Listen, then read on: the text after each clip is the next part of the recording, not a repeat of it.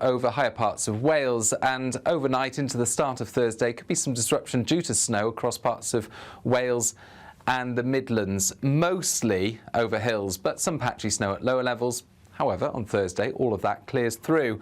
A brighter day follows eventually before more rain spills in from the northwest later. Then it turns much milder heading into the weekend. Highs of 14 Celsius.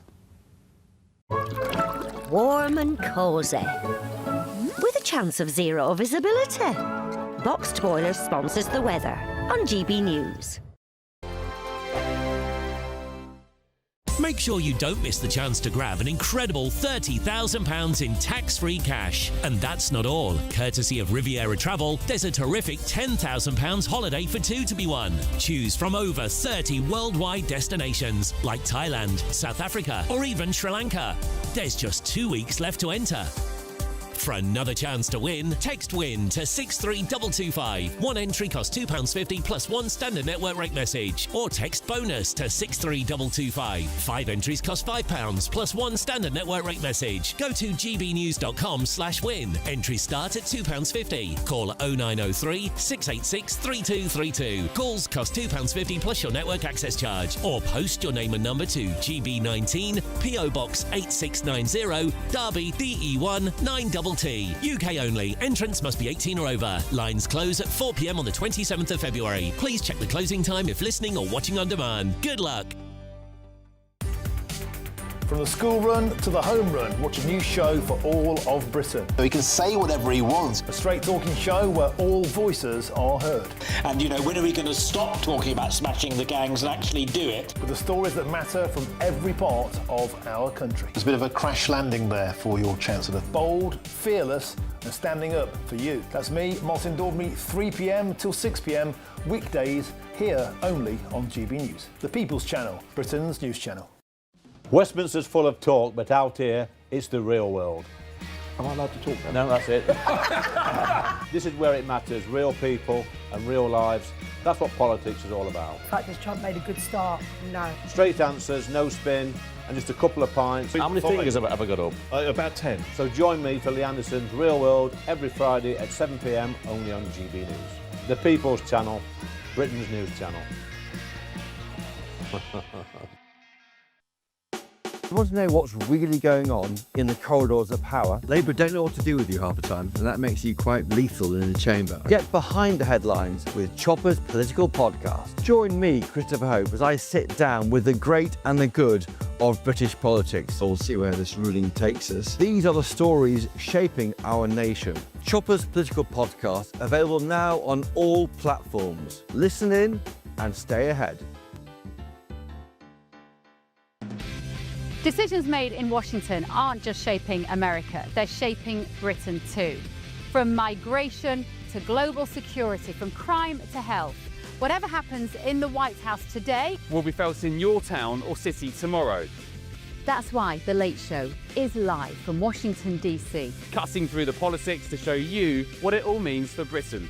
The Late Show live every night at midnight. Only on GB News, Britain's news channel. We love Great Britain. We love its history, its culture and its tradition, and that's why we're so proud to be part of GB News. You look genuinely emotional. Oh, come here. GB News does pay attention to those who are ignored by the mainstream media. The majority of this country whose forefathers fought and died to maintain liberty, to fight for freedom of speech. The rule of law, the rights of property and democracy. This is the heritage that our country should be so proud of.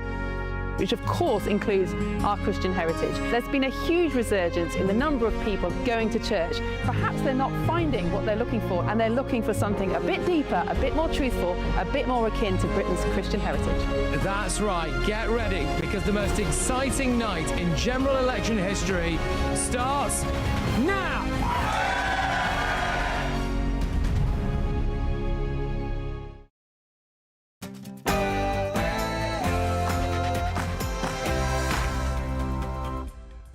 It's 9 p.m. I'm Patrick Christys. Tonight, we are not visitors, we are belongers, and we be here to stay forever.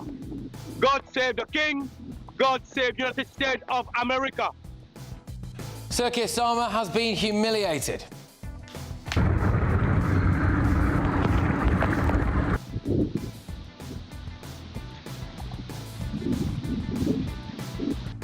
Chagosians have snuck back onto their islands and they're not moving. Also, victory for GB News. We've kept a jihadi behind bars, I'll reveal all shortly, and unemployment has shot up. Labour, the party of not working people, and... Too often, the criticism over the last 20 months has been that we're a one-man band. But the time has come to broaden the party, to put in place people in shadow positions. Nigel Farage announces reforms. Cabinet, are they all happy with their jobs, though? Plus...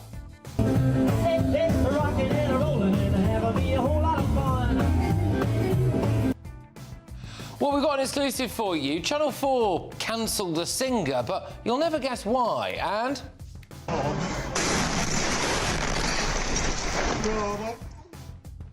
Well, the floodgates have opened. Get ready for the Gazans coming to Britain. Plus, the royal family has wished Muslims a happy Ramadan, but nothing that I've seen for Christians on Shrove Tuesday. But on my panel tonight, we have got GB News contributors Connie Shaw and Will Kingston, and journalist Jonathan Liss. And the economy might be as flat as a pancake, but don't worry, we've got this crap. Happy Pancake Day. Thank you very much, Prime Minister. Get ready, Britain, here we go.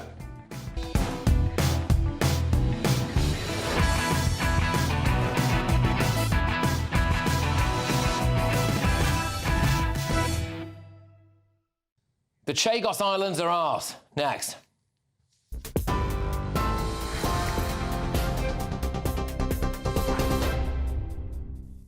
Patrick, thank you very much. Breaking news this hour. Essex police are assessing information around private flights to and from Stansted Airport following the release of the Epstein files. Former Prime Minister Gordon Brown last week called for UK police to urgently re-examine claims women or girls were trafficked to the country aboard flights. In an article for the New Statesman, Mr Brown said the recently published files relating to Jeffrey Epstein showed the paedophile financier's jet making 90 flights to or from UK airports, including 15 after his 2008 sex offence conviction. Well, Stansted Airport have said all private aircraft operate through independent fixed base operators, which handle all aspects of private and corporate aviation in line with regulatory requirements. They say all immigration and customs checks for passengers arriving on private aircraft are carried out directly by Border Force. More than 50 years after being forced from their homes, a group of Chagos Islanders say they've begun a permanent return.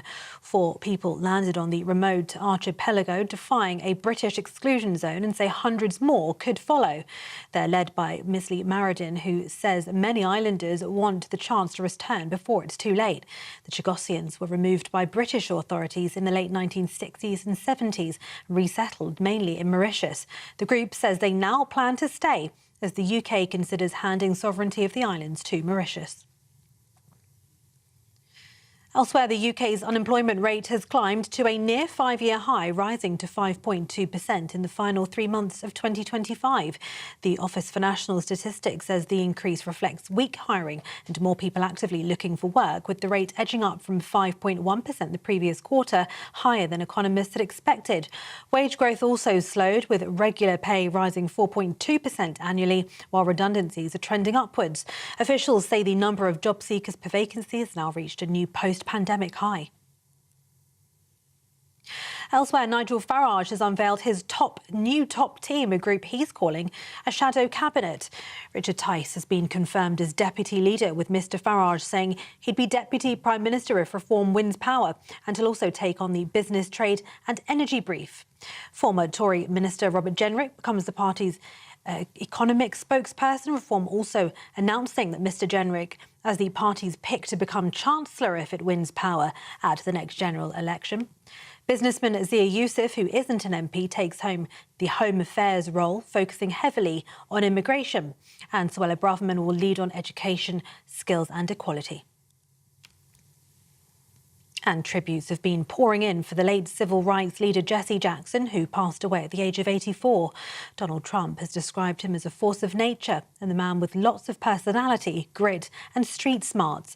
Former Vice President Kamala Harris describes Jackson as one of America's greatest patriots.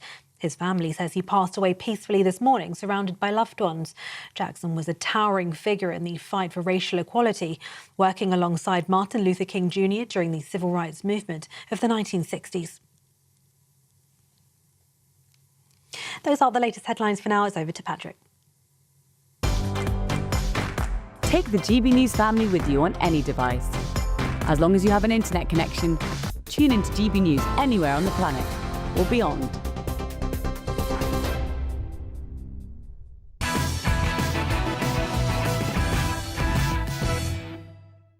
Yes, good evening. Well, today, Sir Keir Starmer was humiliated by a group of plucky Chagosians. We are not visitors, we are belongers, and we be here to stay forever. God save the King, God save the United States of America. Well, they've taken control of the Chagos Islands and they are daring Mr. Human Rights Lawyer to evict them for a second time. Was born in this place right now and got exiled, and he's back. I dare Keir Starmer to remove my dad again. That will be a crime against humanity again and again.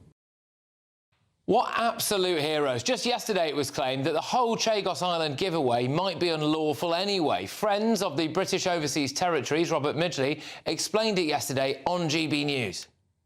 Over the past few months, we have been writing a series of questions to MPs to try and find specific details about Chagos negotiations.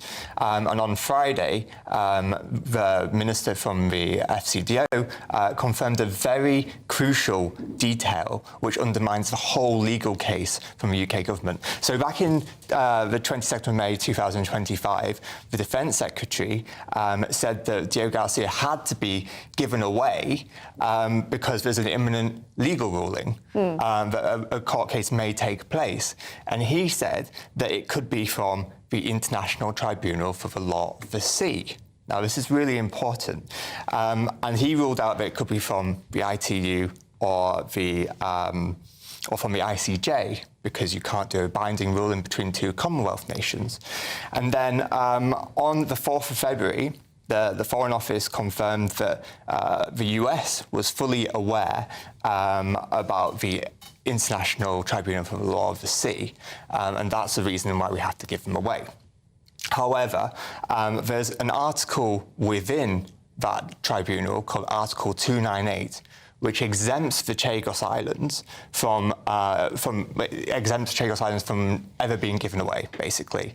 So what we found out, and from probing from MPs, that on the 12th of February, which was on Friday, the Foreign Office confirmed to us that Article 298 does exist, it is active, we are signed up to it. So this undermines the whole legal case that the Defence Secretary laid out in Parliament, and it completely destroys the whole deal, the whole purpose of the deal. It takes away, it means this deal does not need to go ahead, it doesn't even need to exist. So there's a lot of questions now about whether potentially Parliament has been misled. Of course, Parliament has to decide for itself.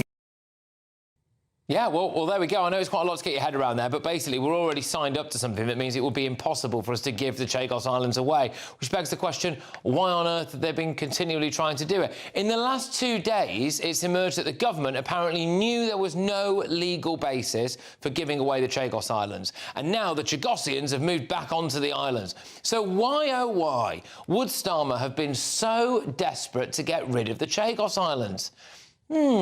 Some might say it's because his great friend is the lawyer for Mauritius. And today, according to the Daily Mail, Philippe Sands KC shared an £8 million pot of earnings to work for Mauritius over the Chagos Islands.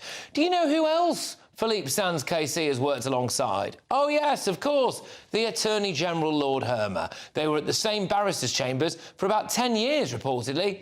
Now, if you ask me, the whole thing stinks. Yesterday, Starmer did his 15th U-turn over the local elections. Chagos should be his 16th U-turn. Let's get the thoughts of my panel. We have got External Affairs Officer for the Free Speech Union, Connie Shaw, GB News' Will Kingston, political commentator Jonathan Liss. Will, I'll start with you. So, the plucky Chagosians have managed to go and reclaim what's rightfully theirs. Well, it would have been ironic if Starmer managed to stop this small boat, but he stayed true to form and let it go through to the shores of the United Kingdom. But the fact of the matter is, I don't think this will be his 16th U-turn, Patrick. The only thing that he really has any sort of belief or conviction in is international human rights law. As you've just demonstrated, this is a terrible interpretation of international human rights law, but it is obviously a belief that he has that this needs to go back. But the other thing I think he is thinking about is his legacy.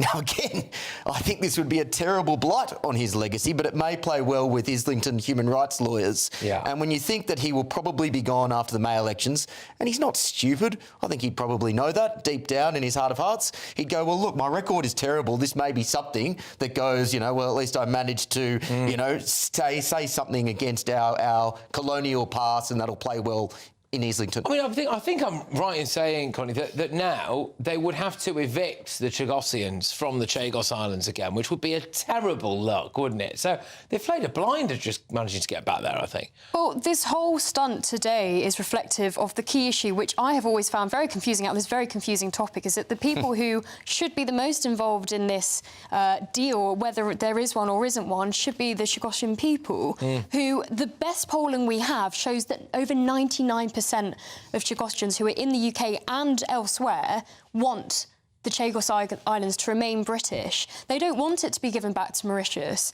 So we can remain British, guarantee their right to return. It was so awful. We did commit crimes against humanity, but you can't make a right by doing two things wrong. By allowing them to move back, have their right of return, keeping control of the Diego Garcia base, instead of giving the islands away, not guarantee their right of return, and paying billions of taxpayer pounds to Mauritius. Well, I don't understand why this isn't a cross-party issue. The Chagosians they're more patriotic than our own Prime Minister, aren't they? Patrick, the one thing about this story is I'm thrilled that it's the only time on GB News I ever hear people saying the British Empire did something wrong in evicting people from the Chagos Islands. Obviously, that was a terrible thing. And I agree with Connie that they should have been consulted from the very beginning. This was a profound crime committed between 1968 and 1973, roughly, in cahoots with the United States, where Britain basically evicted the entire population of the islands to make way for this joint military base, where the US holds sway. So the idea that the US or the UK are the good guys in this or haven't at all is nonsense. And so absolutely, it should have been first principles. They were consulted, they weren't. So where do we go from here? There were all kinds of legal opinions that the Chagos Islands should be returned to Mauritius. The International Court of Justice had an opinion about it. Not really returned to Mauritius, though. Well, they were part of the colony of which Mauritius was a part. Yeah. But until 1968. And so, obviously... And Donald Trump... Look, is there going to be... The lawyer for Mauritius? On the question about is there going to be a U-turn, the only U-turning we've seen on this has been from Donald Trump, because obviously he said that he was in favour of it, and then when the Greenland thing went down, he said he was against it. Now he says it's the best deal that Trump... Do you not think that what is, as Connie was rightly saying, a very, very confusing and kind of nonsensical story, one of the only things that would make sense is if Sir Keir Starmer is desperate to plough on with this because his great mate and the Attorney General's great mate is the lawyer for Mauritius. Do you not think that stinks? I'd have to look more into that, but it doesn't look great. I agree with you. Right. But they all have the same philosophy, which is this anti-Western colonial guilt that says that we need to atone for past sins. So even if they're not in cahoots financially, they're all ideologically in cahoots by saying that we effectively hate this country and its history. That, I think, is just as likely. Well, people are just talking about how we just agree that the history is bad on this particular issue. Oh, it's interesting. You can hate the history there, can't we? But then the Chagosian guy gets off and says, God save the king, God bless America. It's not about the king, it's about the British government. I think the point is that I don't think anyone disagrees that what happened in the 60s and 70s was awful. But the way that we correct that or go forwards doesn't have to be such an overcorrection that we end up making things even worse. OK, but Connie, you just said a second ago that the Chagosians should have a right to return. Yeah. No one is saying that. No, I mean, obviously, some people on the left are saying it. I haven't heard people who are against this deal saying that in particular. Yes, they said that. Andrew Rosen. Well, OK, well, if there are people saying that, then that's fine. But often what I hear is that people are saying just that Chagos Islands should remain British as part of this kind of flag waving, nostalgic idea that the sun never sets the British Empire type thing. Not that there should be any kind of justice for the people who live there. Practically speaking now, the big developments in the last 2 days are that it looks very much like we are actually signed up to a treaty that would mean that the Chagos Islands would be exempt from being given away, no matter what. And the government appears to have confirmed that. There you go.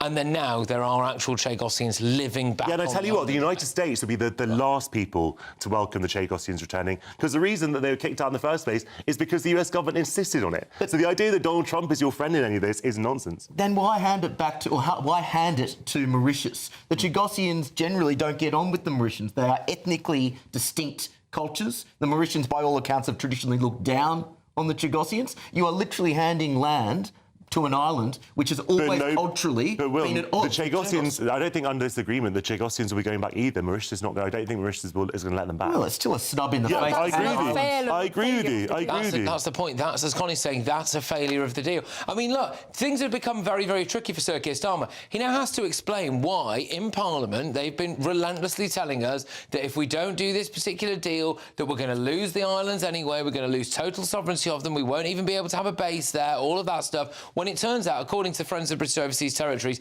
that is not true, and the government have confirmed that with them. And he's going to have to boot out the Chagosians again, which isn't very Mr. Human Rights lawyer, is it, really? So I think that no matter...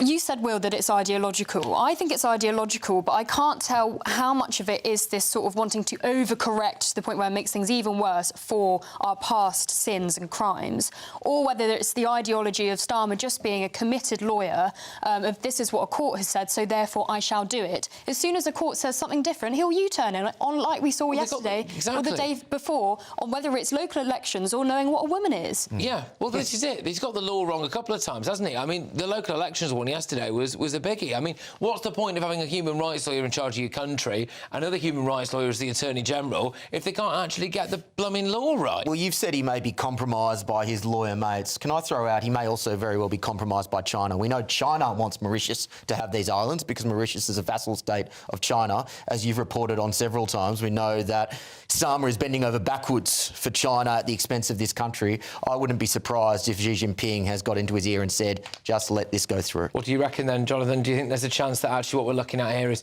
being compromised by Philippe Sands, KC and or the Chinese? No, I don't think that Starmer is a Chinese asset. I'm happy to put that on the record on GB News. But one thing that Starmer has said in the past is that without this deal, we would therefore be giving the green light legally to China to build bases in other islands. But if you really cared about the threat of China, then we probably wouldn't have gone ahead with the mega super spy embassy here, and we wouldn't be getting in cahoots with Xi Jinping. So I don't understand why.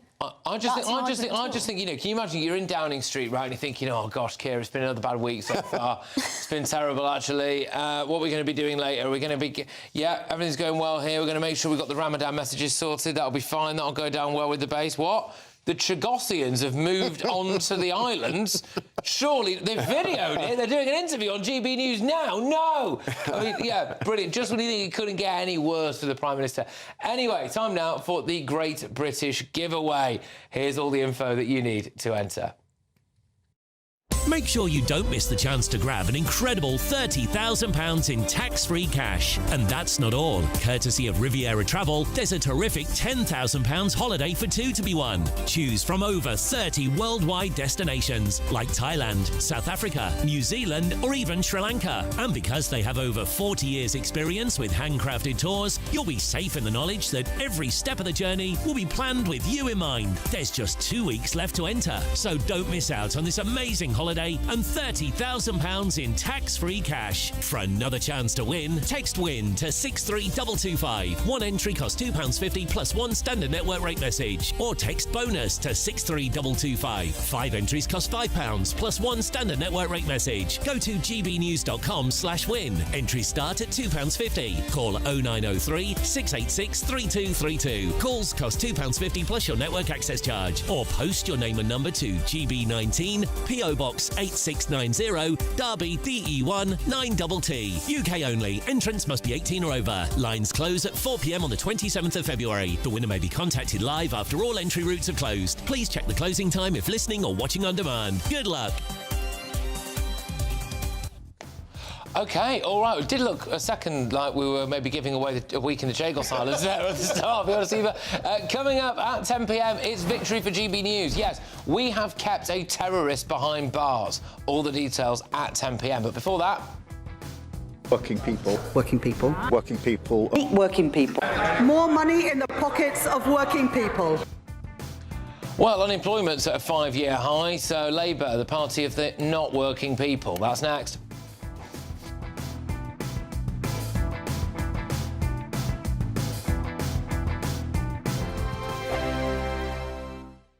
Britain deserves a newsroom that puts the facts and your voice first. Well, and that's what you get on GB News. Lively debates, lively conversation. And we're not afraid to hold power to account. And each other. So join me, Andrew Pierce. And me, Miriam Gates, for Britain's Newsroom, weekdays from 9:30 on GB News.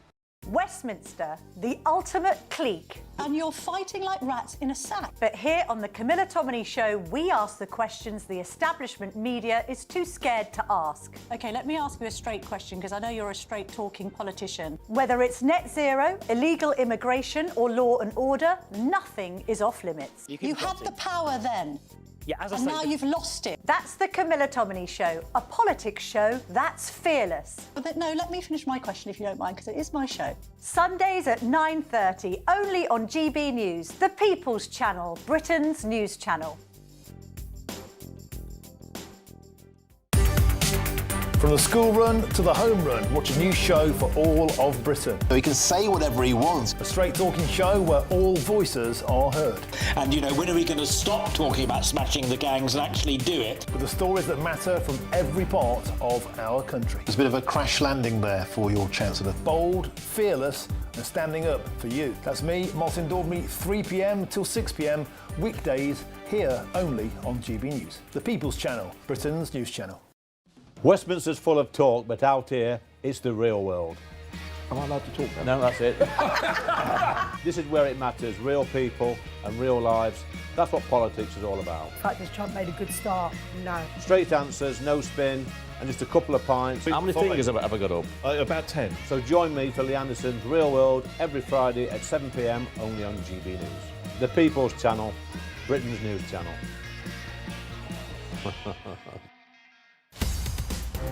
In the GB Newsroom, we bring you the news as it happens. With our team of dedicated journalists across the UK, we're ready to keep you up to date with what's happening every half an hour, every single day. Bulletins here on GB News, the People's Channel, Britain's news channel. Join me, Nana Akwe, for an informative, interactive news programme with a difference. It's fun. No, he didn't say that, though. I'm so surprised. I think there's an element of truth to that. Join me from 3 p.m. every weekend, only on GB News, Britain's news channel. At GB News, we love to hear from you, our loyal community. So drop us a line at gbnews.com/yoursay. There you can talk to each other and also to the presenters live on air. gbnews.com/yoursay, because GB News is your channel, Britain's news channel.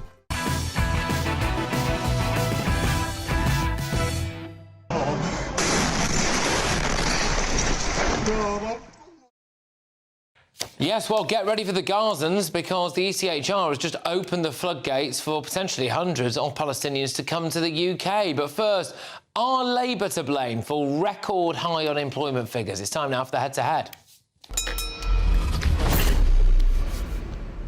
Well, there was more grim news for the economy and for Chancellor Rachel Reeves this morning.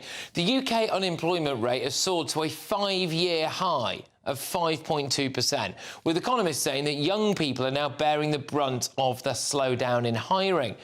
Official data revealed that more than 700,000 graduates are now out of work and claiming benefits. And critics of the Chancellor have blamed rises in national insurance contributions and the minimum wage, as well as the crippling effects of the Employment Rights Bill. So, is the Labour government to blame? Going ahead on this now, the Conservative councillor on Buckinghamshire Council, David Moore, and political strategist Stuart Thompson. Thank you very, very much. David, I'll start with you. Is this the fault of the Labour government? Well, of course it is. When you've hit 2 million unemployed, 700,000 grads are unemployed as well. You're not just seeing a Labour government in action, but we're seeing a legacy of when Tony Blair said everyone must go to university, get rid of skills. And then what's happened is, from a young person perspective, we're seeing a huge rise in unemployment. You're seeing hundreds of applicants for one job. You're seeing businesses crippled by an increase in national insurance and higher taxes. And this Labour government have completely trashed the economy. And as a result, shock horror, businesses going bust and not enough jobs going round. Yes, Stuart, I mean, I'll just put the same thing to you. I mean, things have got markedly worse since we started with this Labour government, hasn't it? Well, in terms of unemployment, as today's statistics say, that it's up. But, you know, we're 18 months into a Labour government that inherited the economy absolutely trashed by Liz Truss and the mini budget. Look back at I had to look back earlier on, the 18 months after the Conservatives came in 2010, so roughly the same amount of time as this government has now been in office, the rate was 8.4%. So a good deal higher. It takes time to turn these things around, and the state of the economy means that, you know, the decisions that Rachel Reeves has taken on Labour priorities. Sorry, when was that 8.4%, Stuart? That was in October to December 2011, so about 18 months after the Conservative Party came into office. So the Labour Party had left the Conservatives with, like, record levels of unemployment, and now, really, it looks like they're doing it again, doesn't it, Stuart? I'm sorry, but you were saying that it took the Conservatives time to turn it around, and I'm making the same argument for Labour. It takes time. The Tories crashed the economy. Liz Truss trashed the economy. But it's got worse, Stuart. Because it takes time for any chance to turn these things around. The idea that you can suddenly change a policy and then miraculously unemployment goes down, miraculously you get more growth, takes time.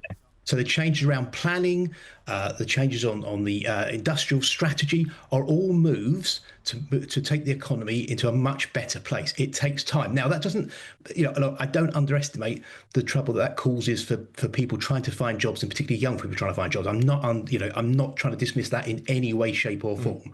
But the reality is that an economy takes time to shift back round. Okay. All right. Well, David, what do you have to say to that? That this is all about time. It'll just take time. I'm sorry, Stuart, but that's a load of nonsense. I don't know if you run a business or spoken to a business person recently, but I suggest you do, because all the people are saying, well, we can't afford to hire at the moment. Taxes are too high. If you go into a pub now, they're all really struggling at the moment. If you speak to a young person, not only are so many unemployed, but when they even get into a job, if they're earning £30,000 a year, their taxation plus student loan is about 45%, so they can't afford to buy a house.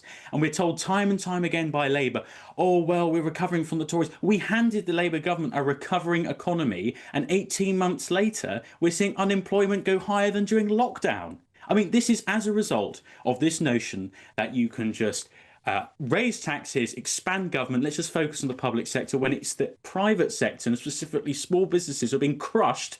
And these are the people that hire jobs. These are the people that bring employment. And this Labour government is its head's completely in the sand. Well, I work with employers day in, day out. I run my own business, so I'm self-employed. So I dispute your point, David, there entirely.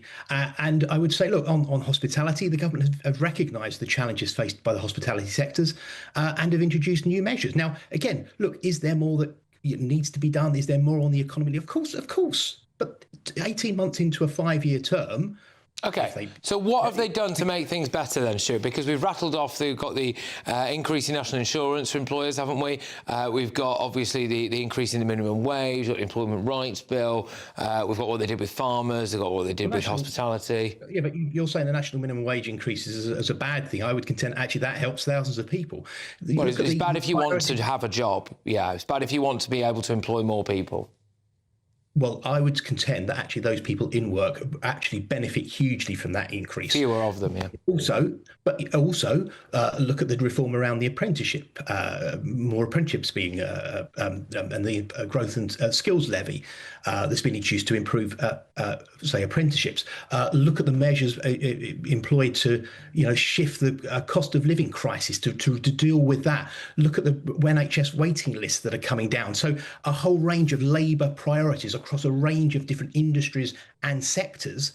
But I say again, it takes time. But we're not going to take the economy into the same place the Conservatives did, which is basically on unfunded, uncosted promises at the last election that, frankly, will do this economy and this country no good whatsoever. It has to be about stability and growth for the longer term. OK, well, go on, David, final word to you on this. I must say, growth and the Labour Party don't mix. The problem we have with this government, it's refusing to cut government. We have 500,000 civil servants. Every time it's asking for more taxpayers' money. Everyone's council taxes are going up because of statutory duties. And you're saying every time we're going to take more money from you, we're going to take more money from businesses, we're going to raid pensioners, we're going to raid young people. This is the first government in history that has basically shafted every generation in this country. And that's why we have grads who are unemployed, pensioners who are barely making it, and we're seeing business owners shafted. And I think it's a disgrace. Well, let's see what happens going forward, eh? But anyway, hope for all of our sake it improves at some point. As Conservative Councillor on Buckinghamshire Council, David Moore, and political strategist Stuart Thompson. Look, big story coming your way at 10 p.m. We've actually gone and got a result here. It's victory for GB News. We've managed to keep a terrorist behind bars. All of the details on that at 10 p.m. But before that, I'm joined by a singer who was cancelled by Channel 4 simply for attending a migrant protest. Something else happened here. You're not going to believe this. Don't go anywhere. Be nice to escape the grey. Clear skies, here we come. As clear as our travel insurance. All Clear Travel Insurance sponsors GB News Travel Destinations Forecast. Hello, if you're heading away for half term, it's a little bit drier across the Mediterranean than it has been lately. Further wet weather, though, affecting more northwestern areas of Europe. The Canary Islands seeing the best, the warmest and the driest weather across Europe. Some wet weather pushing into France and Spain. Drier than it has been across parts of Italy and Greece. And that theme does continue in towards the end of the week and into the weekend as well. But once again, Tenerife seeing highs of 24 degrees. All Clear Travel Insurance sponsors GB News Travel Destinations Forecast. Hello again and welcome to the latest update from the Met Office for GB News. A mixed 24 hours ahead, cold and dry for many of us at first, but then an area of rain moves in, and as it bumps into the cold air, there will be snow for some, but it's going to be a messy mixture of rain, sleet and patchy snow for many parts of southern and central UK. Here's the front moving in, bumping into the cold air.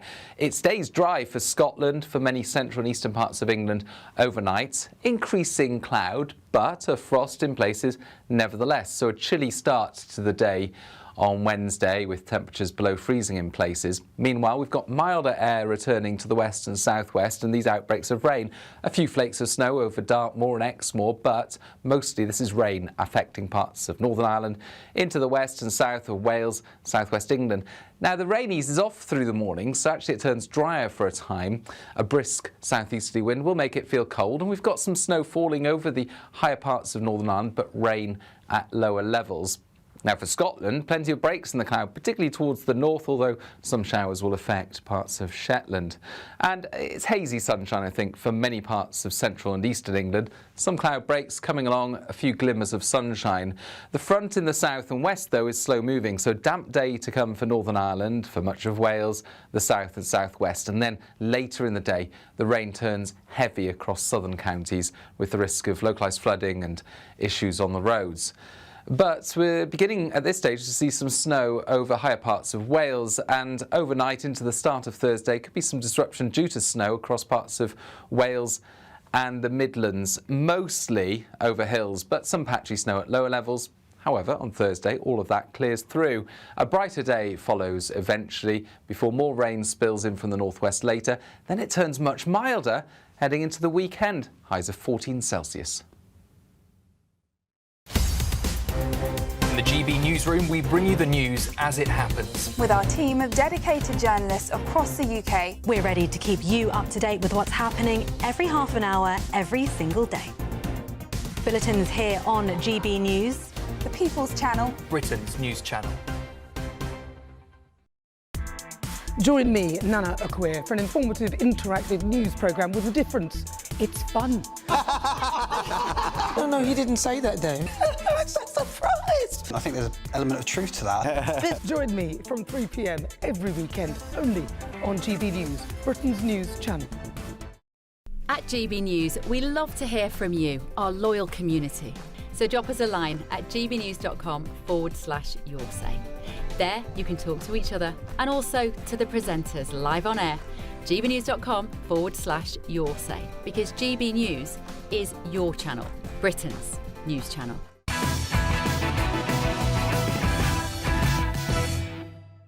Welcome back to Patrick Christys Tonight. Now, Channel 4 has apparently dropped a singer from its music competition show, The Piano, after he was pictured at an anti-illegal migrant protest in Faversham. Now, this is rock and roll singer Dylan Kirk's career, who has, well, been damaged anyway, after he was pictured alongside Britain First leader Paul Golding at a protest outside a migrant hotel in Faversham last November. Now, the context of this is that Kirk claims that it was Golding that asked for the picture after he complimented his style and he didn't have any idea who the guy was at all. So it was just a picture that he took. Mr. Kirk has since been cancelled from 6 gigs at least after pressure from various different left-wing groups, including one at Liverpool's famous Cavern Club. And he's now been dropped by Channel 4. Well, I'm actually joined now by Dylan Kirk himself. Dylan, thank you very, very much. Tremendous to see you. So, go on, talk us through what happened then. How did your cancellation really start? So, basically, I was due to do a tour of 8 dates, and which I was all very excited for. And obviously, you know, the things on the news and stuff you hear, you can't exactly escape. So I don't tend to use my music as a political platform, but I attended a local march in my hometown, and I had no idea that of this individual, Paul Golding, was going to even attend. I just went for my own reasons and my own concerns. And I was approached by Paul at the demonstration and was asked, complimented my style and said, could I have a photo with you? And I have photos with loads of people on the music scene. People come up to me asking about my style, and I obliged. And it wasn't till afterwards, and all these allegations come out, and people saying I'm associated with him, that I actually got to know who he was. Yeah, I mean, he's since released a statement, hasn't he, saying that he asked you for a picture, you had absolutely no idea who he was, etc., etc. And presumably, you probably wouldn't have taken a picture if you hadn't known, I suppose. So it doesn't really matter in that sense. But yeah, that's it. And then what happened? Because a load of kind of left-wing activists then decided to track you down, didn't they, and cancelled you. Yeah, so I found out that there was a group called Merseyside Antifa that was like sort of in Liverpool. That was due to know that I was performing a gig in the Cavern Club, and they quickly called them up to get my gig cancelled. And then following that, I had Dingwalls cancelled as well. So they attacked all my gigs to have them cancelled. Arguably the bigger one, though, of course, is you were on this Channel 4 show, The Piano. Now, you actually, I'll let you explain it, but you actually, this is all pre-recorded, obviously, you won a heat, didn't you? So you actually, they filmed this show, you were on it, you won a heat. Talk me through that. So what happened was I went through to the Royal Academy of Music at first to do the pre-televised auditions, which I passed and then got on through to the televised auditions. I then had to do a performance in front of a whole train station, so it wasn't just like hidden away. There was people that saw this. I did my bit, and then the next day it come to find out who would be performing into the final, and I was selected for that. And a week later, I had a phone call to say, we found out all this information about you, and we are thinking about removing you off the show. How we're going to do that, we don't know yet. So me and my partner are stirring indoors about it. It's affected us at home a lot. And the week later, they told me that I would not be participating in the show, and that was it, basically. So they'd literally already filmed it. So you'd filmed it, you knew that you won the heat, it'd all gone well. Yeah. There is actually a video of it. We might try and play it shortly, I think, but there is a video of you winning the heat. And then they reach back out to you and say, actually, we've made a decision to scrap it. So they are now, Channel 4 are now going to have to refilm the whole thing because... I'm assuming so, yeah. Because they didn't like your explanation that you were just at an event in your local town, which presumably hundreds, if not 1,000 or so other people would have been to, because of your own personal views, and a bloke that you'd never met before or knew about asked you for a picture, and then it turned out that that person was Paul Goldie. They just said, no, that's enough to get you cancelled. Exactly, and as I've learned who this individual was, I mean, there's certain things I believe in, there's certain things he believes in, but whether I align with that doesn't mean I should have my career cancelled. I mean, I don't align with everything he says. I have my own opinions, but my opinions ain't going to change the world. But I don't use my my music as a political platform either, like we've seen from musicians like Bob Vylan and stuff like that recently. Well, that is quite an interesting point, isn't it? Which is that, if you've got someone like Bob Vylan chanting death to the IDF or all sorts of horrific stuff, celebrating the death of actually someone with your namesake, Charlie Kirk, of course, on stage, and or if someone was pictured with someone who was of the far, far, far left. I mean, I very much doubt that Channel 4 or the BBC or anyone would have cancelled them, really. So your message to people who will be wanting to watch and see this, and some of these left-wing groups and the Antifas of this world and Channel 4, is what? That you just want to set the record straight, if you'll excuse the pun, that there was no connection here. You regret getting your picture taken with him, I suppose. You wish you maybe... Absolutely. And that you want to be uncancelled. Basically, I just want this all put to bed. I want my career to be back to where it used to be, back performing rock and roll music and having a good time. So. Yeah. And entertaining people as well, and doing what you do best. Well, exactly. Well, look, Dylan, thank you very much. I'm really sorry that you've had to go through that. I find it absolutely shocking. I know a lot of our viewers and listeners will as well. But there's Dylan Kirk there, who has come on and cleared that thing up. It just shows you, though, seriously, doesn't it? If you can get cancelled for just having a picture next to someone that you don't even know, then frankly, what chance have any of us got? Well, a Channel 4 spokesperson has said, after information was brought to our attention following filming of The Piano, it became clear that this contributor had failed to disclose important information required under the programme's rules and procedures. In light of this, the decision was taken that he could not continue to participate in the series. The duty of care owed to contributors is of paramount importance to us, and appropriate support has been offered to the contributor throughout this process. Just think about that. Channel 4 essentially having to refilm now an entire thing because of that. But coming up, we have secured a big victory here at GB News. We have managed to keep a Jihadi terrorist behind bars. I've got the full details for you at 10, but before that... Too often, the criticism over the last 20 months has been that we're a one-man band. But the time has come to broaden the party, to put in place people in shadow positions. Well, Nigel Farage unveiled his shadow cabinet earlier today, but are they all happy with their jobs? I'll reveal all next. I'm Michelle Dewberry. This is Jubes & Co with you. Hello everyone, Patrick Christys here. GB News, Britain's news channel. Access the stories that matter to you. Take the GB News family with you on any device. And as long as you have an internet connection. Tune in to GB News, anywhere on the planet or beyond. GB News, the People's Channel, Britain's news channel. From the school run to the home run, watch a new show for all of Britain. So he can say whatever he wants. A straight talking show where all voices are heard.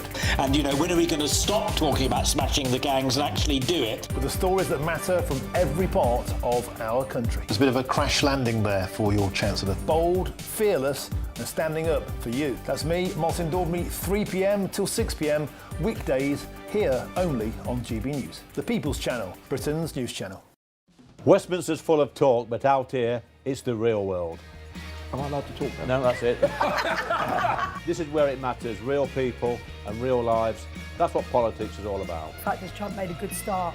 No. Straight answers, no spin, and just a couple of pints. How many fingers have I got up? About 10. So join me for Lee Anderson's Real World every Friday at 7 p.m, only on GB News. The People's Channel, Britain's news channel.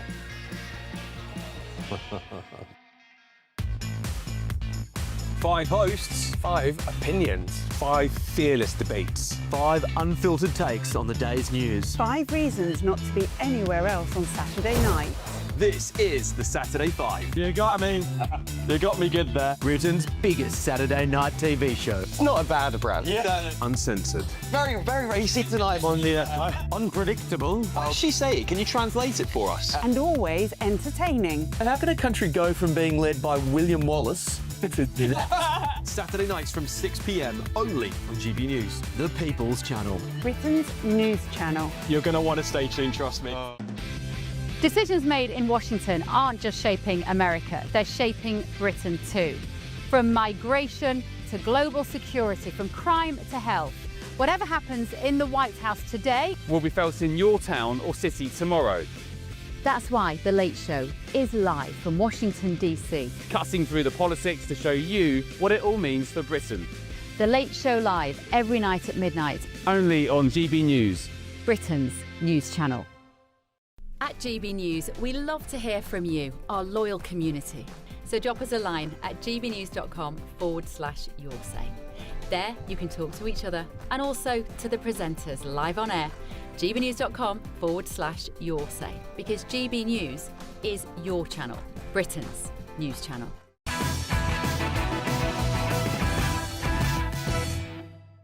Welcome back to Patrick Christys Tonight. Now, Reform UK finally unveiled their top team today after weeks of speculation. Given that we've now led for the last 200 opinion polls in a row, given that our average lead is between 9 and 10%, that in the country we are the voice of opposition to this government. Criticism over the last 20 months has been that we're a one-man band, to which I generally respond by saying, well, it's better than being a no-man band. But the time has come to broaden the party, to put in place people in shadow positions, and that process begins today. Yes, it did. Well, here we are. So it was announced that Richard Tice would be Deputy Prime Minister and head up a new Department for Business, Trade and Energy. Then we've got Robert Jenrick, who's Farage's Shadow Chancellor, pledging to tackle Britain's ballooning welfare state. Zia Youssef would head up the Home Office in a reform government responsible for tackling both legal and illegal immigration. And finally, Suella Braverman is the Shadow Secretary of State for Education and Skills, promising a patriotic curriculum and to end the transgender chaos in the classroom. Well, joining us now is Reform UK board member Gawain Towler. Gawain, thank you very much for joining us. As I'm sure you're aware, some people are pointing out, well, you know, there's no defence, no rural affairs. So are they coming down the line? Are they? Of course they are. We had nobody prior to this, and now we have some. And here's a thought experiment. How many members of the Tory frontbench team do you get straight off? 5, 6. How many members of the current cabinet can you remember? 5 straight off. 4, 5, maybe 7 if you're lucky. And we're anoraks in politics. The fact is that most people don't know who these people are. And I think pretty soon, well, most of the characters that you've got on that slide in front of me are people that the public already know. So we are coming forward with the initial, and as Farage said, I mean, this is the start. This isn't the finish. There are at any government, you've got 50 ministers. We're building fast, but we're not there yet, and we've never pretended to be there yet. This is a work in progress, but we will be there in time for the general election. Yeah, OK, fine. I mean, Lee Anderson is chief whip. I mean, some people are quite surprised that Lee's not got a big job. Well, he has. He's got the welfare brief. He was. Hang on. So he has. Sorry, Gawain, I think I've lost you there. Apologies. What was that? He's the welfare spokesman. Well, I get that. I get that. I don't want to. I don't want to be insulting to Lee Anderson here, but I suppose it's not quite as big as some of the other ones, is it? Really? Well, he's chief whip, but he's got a massive job to do, and the welfare budget is one of the most serious budgets we've got to deal with. That's a huge task, in and of itself. But yes, soon we will have defence. Soon we will have health. Soon we will have rural affairs. But to go from basically a one-man band, as Nigel was talking about, to then we now have a top team. That's great. There will be more, of course. But the criticism seems to be, well, you had a sort of a solo play. You've now got a 5-piece band. Soon you'll have an orchestra. But the complaints that, well, you don't have an orchestra straight away. No, we're not there yet, but we will be. And as Nigel said, this is the start, not the end. Yeah, I mean, one of the ones that I'm particularly keen to find a bit more about is the Suella Braverman's patriotic curriculum. I mean, do we have any detail on that yet? Because I think at the moment there is a push to decolonise the curriculum, isn't there? Well, I think. Do I have the exact details of what she means precisely? No, but I think if you look at the way that she highlighted the work of the Michaela School and Cathal Birbal Singh and work like that, I think we all know what we mean by an unpatriotic curriculum, and that's what we've been taught for years. We've been taught about everything this country did bad, but not the things that it's deeply proud of and should be proud of. When we have a problem, as we do with recruitment in the armed forces, it's not about the job of being a soldier is tough. It's because people have been told as they grow up that this country is not worth defending. So why would they risk their lives? We need to remind people of what this country has done for the world, what we've done for ourselves, and how we have made the world a better place over the centuries. That way, people can be proud of our country again and stand up for it, and if necessary, fight and die for it. Yeah, I don't know if you've managed to see on X and other social media platforms that some of the usual suspects are criticising Zia Yusuf's appointment, as they did in the past with people such as Priti Patel or indeed Suella Braverman or indeed Shabana Mahmood, where they basically say that... Don't tell me why they're criticising them. Let's think.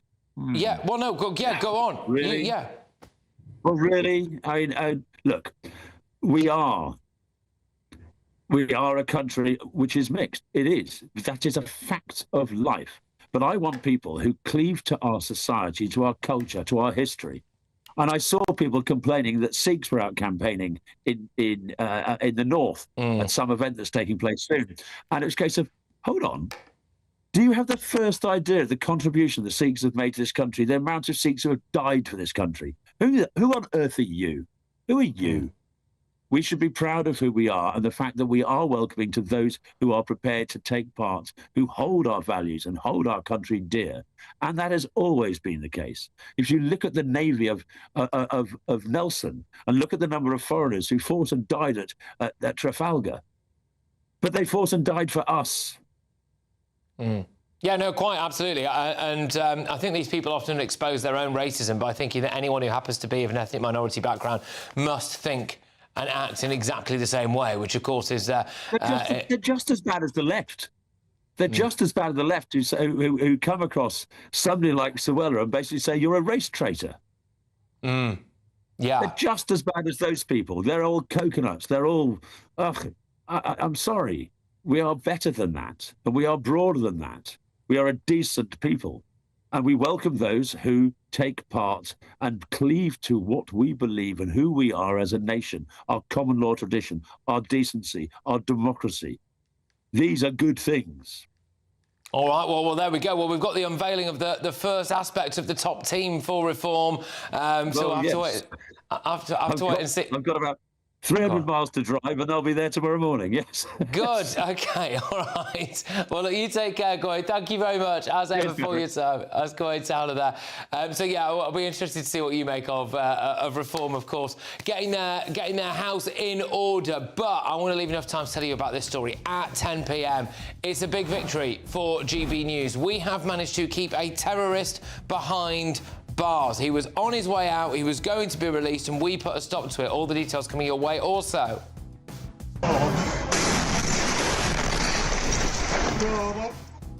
Get ready to welcome the Gazans into Britain, thanks to the ECHR and all tomorrow's newspaper front pages.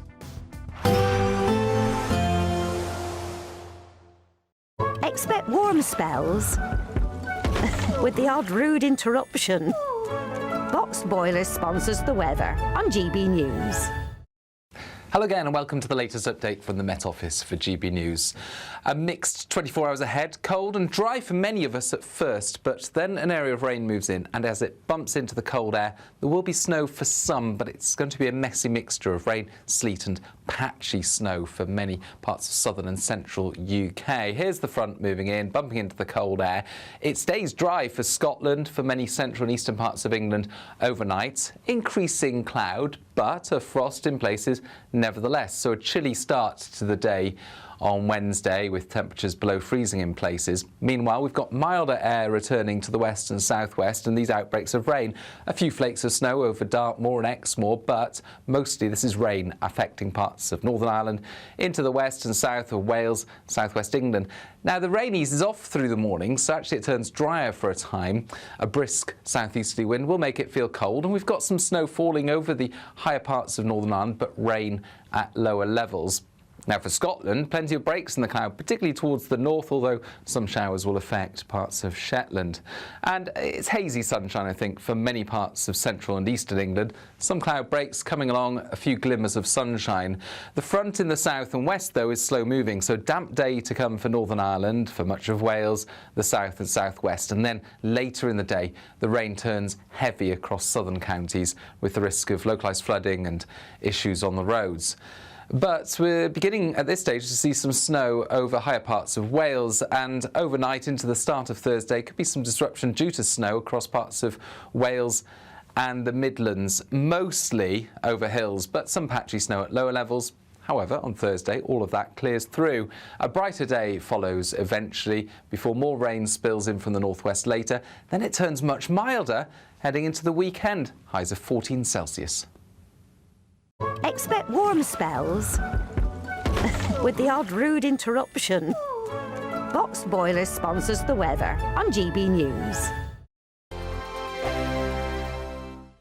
There's only 2 weeks remaining to see how you could win a whopping £30,000 in tax-free cash. Plus, we could be sorting out your summer with an incredible holiday for two worth £10,000, courtesy of Riviera Travel. You'll get to choose from 47 tours in over 30 worldwide destinations. For another chance to win, text WIN to 63225. One entry costs £2.50 plus one standard network rate message. Or text BONUS to 63225. 5 entries cost £5 plus one standard network rate message. Go to gbnews.com/win. Entries start at £2.50. Call 0903 686 3232. Calls cost £2.50 plus your network access charge. Or post your name and number to GB19 PO Box 8690 Derby DE1 9TT. UK only. Entrance must be 18 or over. Lines close at 4 p.m. on the 27th of February. Please check the closing time if listening or watching on demand. Good luck.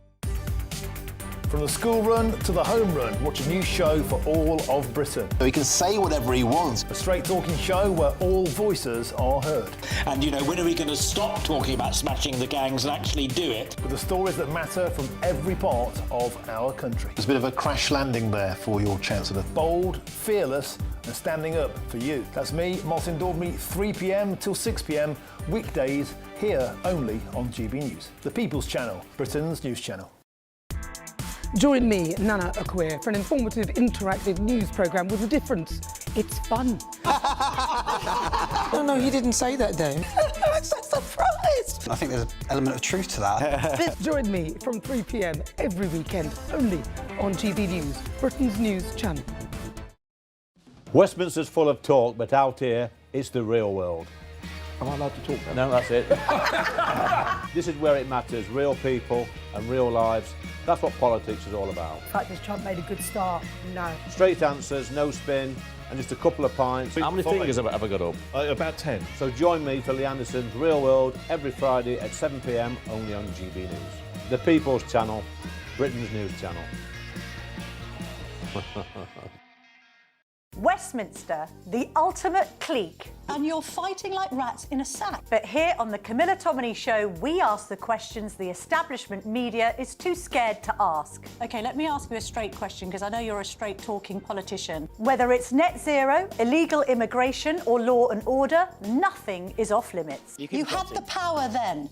Yeah, as I And say, now you've lost it. That's the Camilla Tominey Show, a politics show that's fearless. But no, let me finish my question if you don't mind, because it is my show. Sundays at 9:30, only on GB News, the People's Channel, Britain's news channel.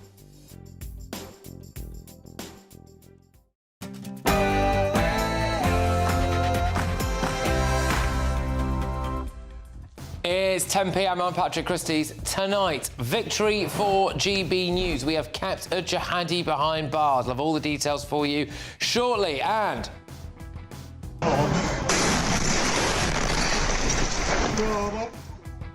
well, the floodgates have opened. Get ready for the Gazans coming to Britain. Plus, and tonight, once again, London is shining bright as a beacon of hope, unity and inclusivity. Ramadan is a sacred time. It's a time to recommit to our faith, give to those in need.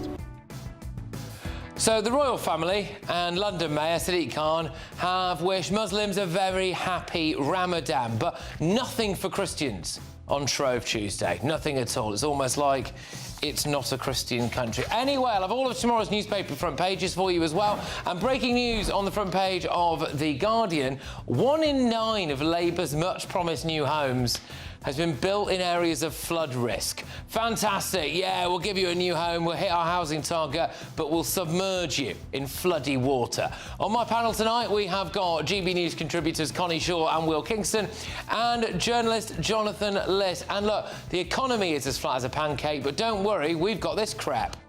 Happy Pancake Day. Thank you very much, Prime Minister.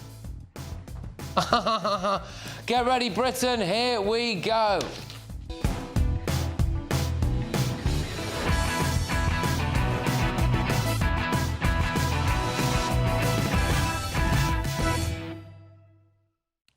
We've kept a jihadi in prison.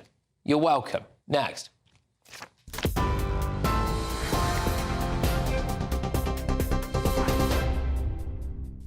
Good evening. The top story, some breaking news this hour. The European Union has launched a formal investigation under the Digital Services Act into the fashion giant Shein over possible breaches of digital law, including the sale of childlike sex dolls. The European Commission, the EU's executive arm, said it will examine what systems the Chinese firm has in place to prevent the scale of illegal products, including content which could constitute child sexual abuse material. It will also investigate the addictive design of Shein's platform and the transparency of the system it uses to suggest products and content to shoppers. Well, Shein has said protecting minors and reducing the risk of harmful content and behaviours are central to how we develop and operate our platform. More than 50 years after being forced from their homes, a group of Chagos Islanders say they've begun a permanent return. 4 people landed on the remote archipelago defying a British exclusion zone and say hundreds more could follow. They're led by Misli Mandarin, who says many islanders want the chance to return before it's too late. The Chagosians were removed by British authorities in the late 1960s and 70s and resettled mainly in Mauritius. The group says they now plan to stay as the UK considers handing sovereignty of the islands to Mauritius.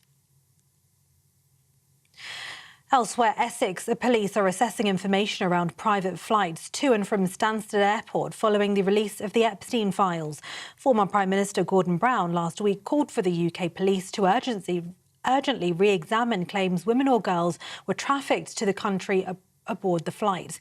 In an article for the New Statesman, Mr Brown said the recently published files relating to Jeffrey Epstein showed the paedophile financier's jet making 90 flights to or from UK airports, including 15 after his 2008 sex offence conviction. Stansted Airport have said all private aircraft operate through independent fixed-base operators, which handle all aspects of private and corporate aviation in line with regulatory requirements. All immigration and customs checks, they say, for passengers arriving on private aircraft are carried out directly by Border Force. The UK's unemployment rate has climbed to a near five-year high, rising to 5.2% in the final 3 months of 2025. The ONS says the increase reflects weak hiring and more people actively looking for work, with the rate edging up from 5.1% the previous quarter, higher than economists had expected. Wage growth also slowed, with regular pay rising 4.2% annually, while redundancies are trending upwards. Officials say the number of job seekers per vacancy has now reached a new post-pandemic high. And tributes have been pouring in for the late civil rights leader Jesse Jackson, who's died at the age of 84. Donald Trump has described him as a force of nature and a man with lots of personality, grit and street smarts. Former Vice President Kamala Harris describes Jackson as one of America's greatest patriots. His family saying he passed away peacefully this morning, surrounded by his loved ones. Jackson was a towering figure in the fight for racial equality, working alongside Martin Luther King Jr. during the civil rights movement of the 1960s. Those are the latest GB News headlines for now. More from me in an hour.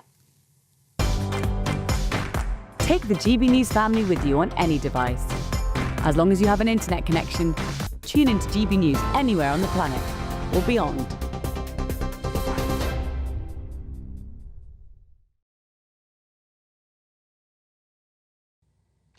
Yes, well, I can start this hour with some breaking news for you. It looks like GB News has kept one of Britain's worst Islamist terrorists behind bars.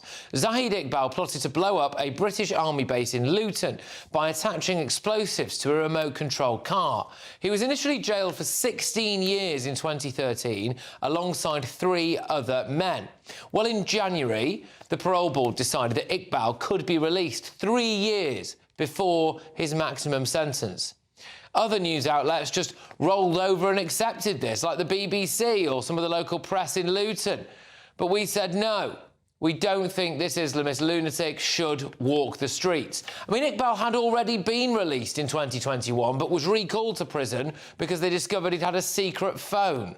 The parole board heard from prison officers and other staff who see him most days behind bars, and they said there is absolutely no way this guy should be released. But because one psychologist said that he could be dealt with in the community, the parole board said, screw it, let him out.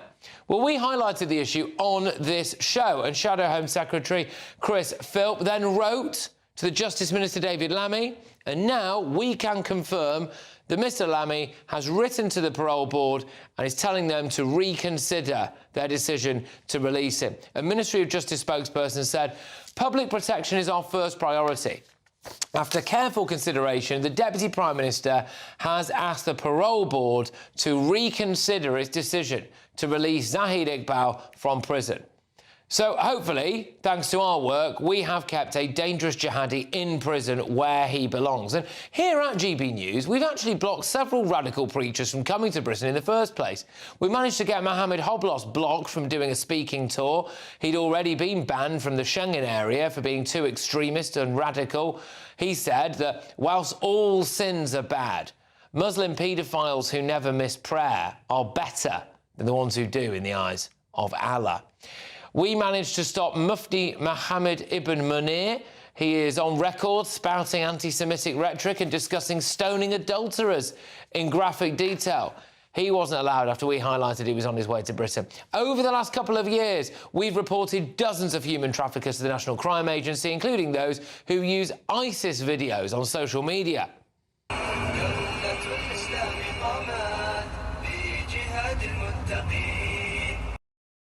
We've even reported a bloke who worked at an illegal migrant hotel who was posting with guns on social media. We really are doing our best to try to protect Britain, but sometimes it just feels like we're fighting a losing battle.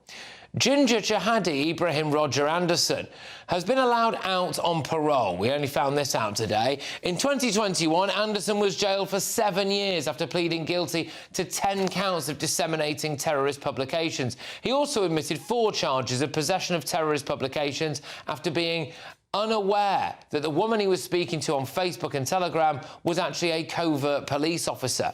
In 2016, he was jailed for 3 years for trying to drum up support for the Islamic State outside a Topshop in London's Oxford Street. And look, this is why you can't trust the authorities, in my opinion.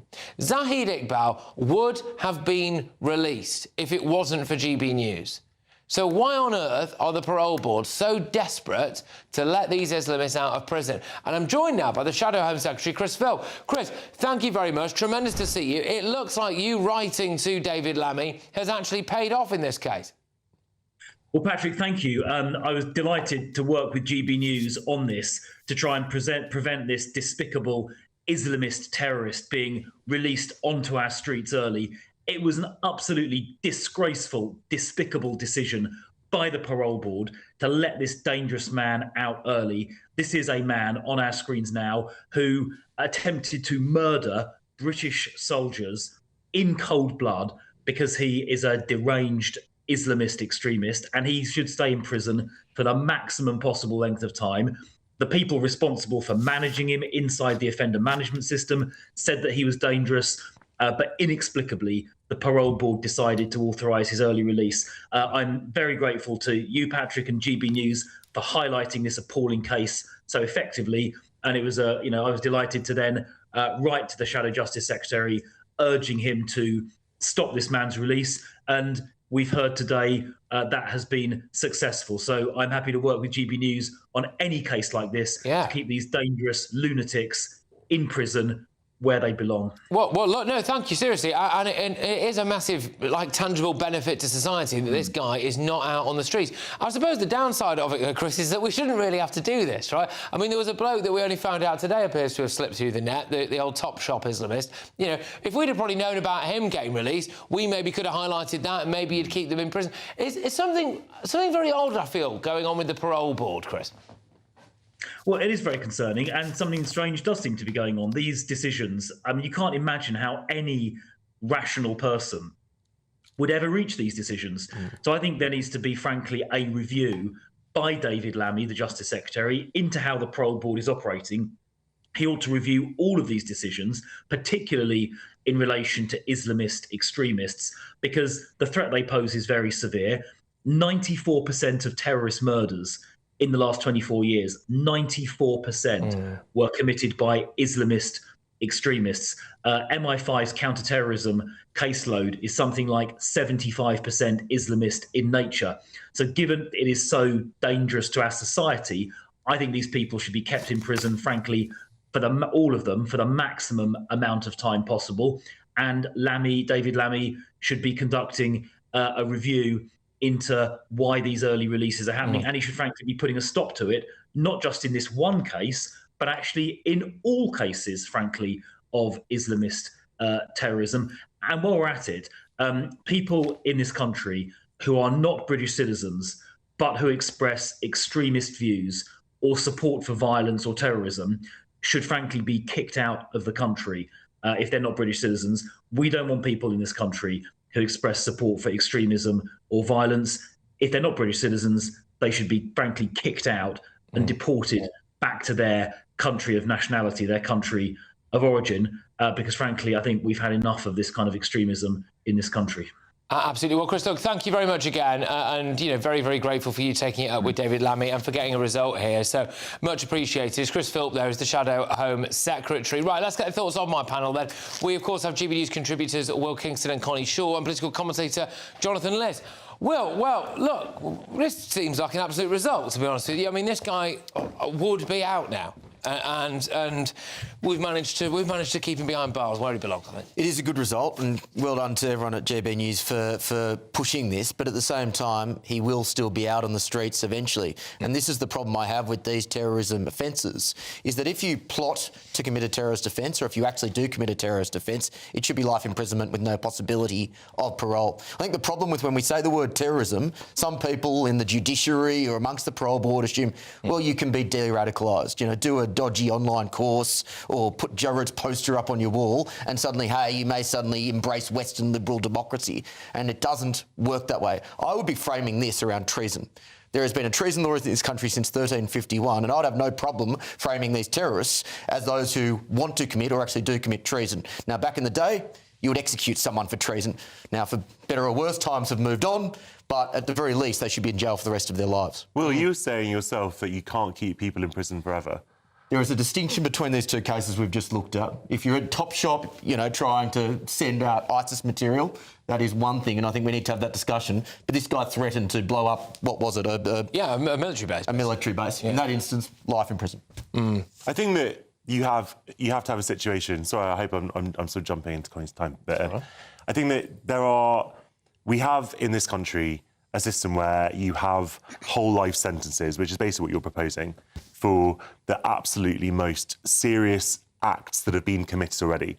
So these are acts that have been carried out. And obviously, any planning of any sort of terrorist attack is obviously horrendous and disgraceful in every way and needs to be punished. But we do have a system where we grade crimes according to severity, attempted murder is different from murder, etc. And I think that if you are just now going to be giving out whole life terms for things that... Because not even murders get whole life terms. Yeah.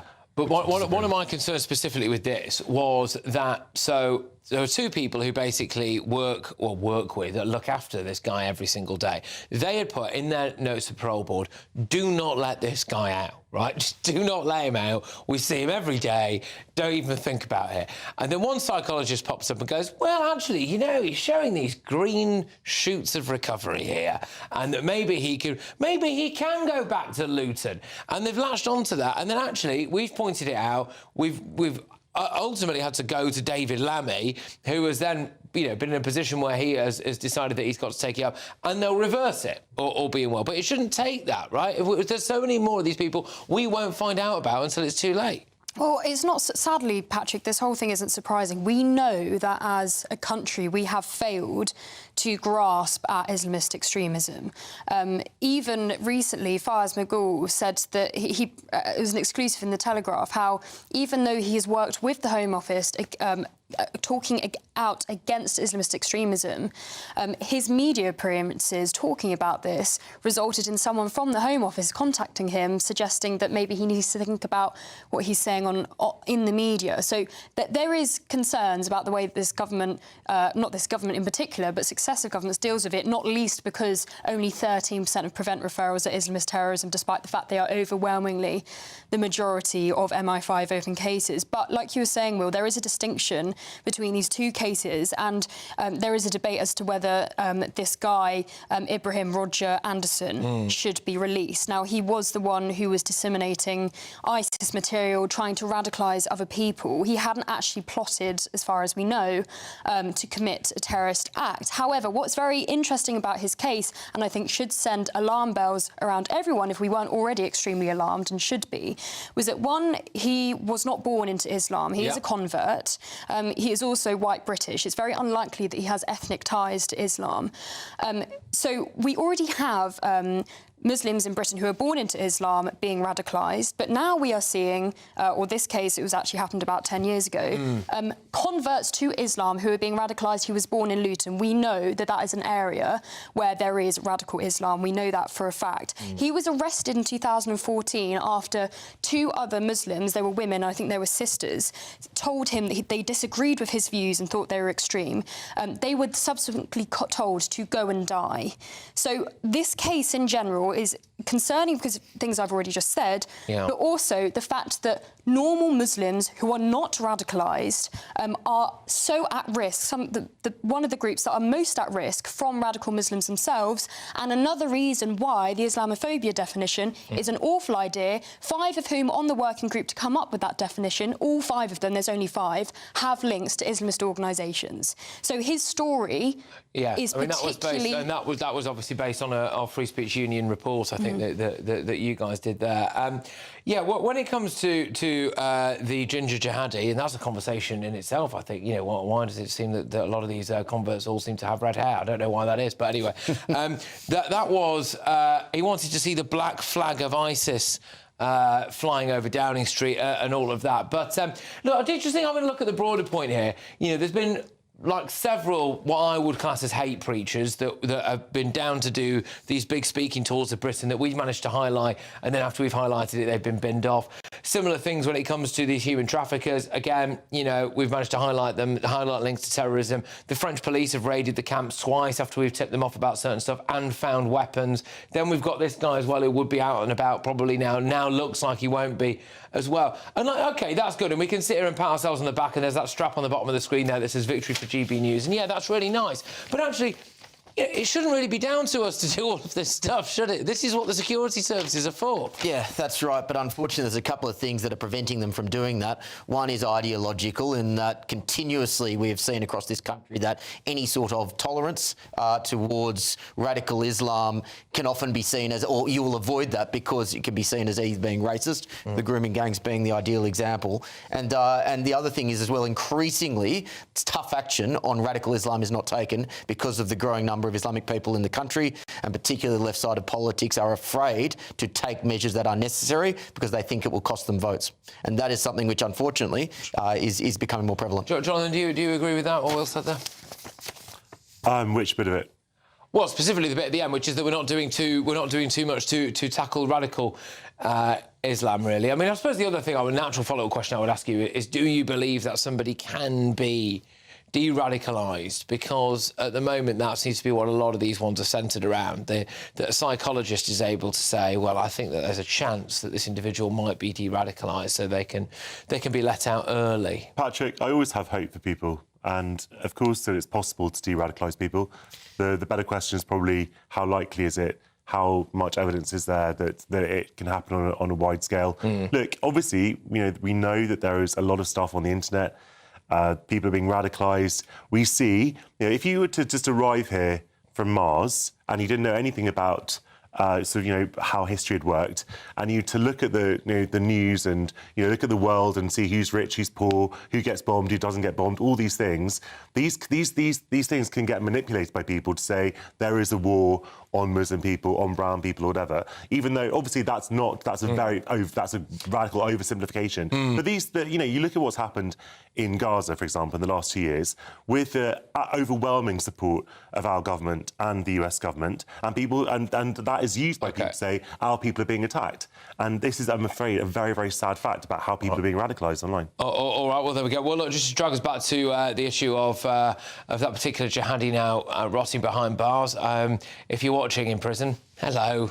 And it looks like you'll be there for another few years, which is good, isn't it? But also, well done, David Lammy, though, for actually writing to the parole board, because he could have just ignored that, so fair enough. Anyway, a Ministry of Justice spokesperson has said the decision to release, this is the second jihadi, Ibrahim Roger Anderson, was made by the Independent Parole Board in 2025 after a thorough risk assessment.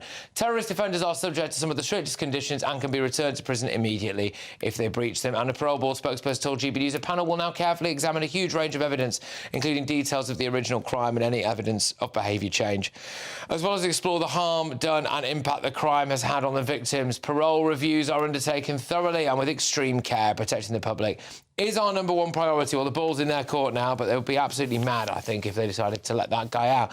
Anyway, time for the Great British Giveaway. Here's how you can be in it to win it. Make sure you don't miss the chance to grab an incredible £30,000 in tax-free cash. And that's not all. Courtesy of Riviera Travel, there's a terrific £10,000 holiday for two to be won. Choose from over 30 worldwide destinations like Thailand, South Africa, New Zealand, or even Sri Lanka. And because they have over 40 years experience with handcrafted tours, you'll be safe in the knowledge that every step of the journey will be planned with you in mind. There's just 2 weeks left to enter, so don't miss out on this amazing holiday and £30,000 in tax-free cash. For another chance to win, text WIN to 63225. One entry costs £2.50 plus one standard network rate message, or text BONUS to 63225. 5 entries cost £5 plus one standard network rate message. Go to gbnews.com/win. Entries start at £2.50. Call 0903 686 3232. Calls cost £2.50 plus your network access charge, or post your name and number to GB19 PO Box 8690 Derby DE1 9TT. UK only. Entrance must be 18 or over. Lines close at 4 p.m. on the 27th of February. The winner may be contacted live after all entry routes have closed. Please check the closing time if listening or watching on demand. Good luck. Wow, loads more coming your way. A Palestinian woman has used the ECHR to circumvent a Gazan refugee ban and come to the UK. Does this mean the floodgates will now open? That's next.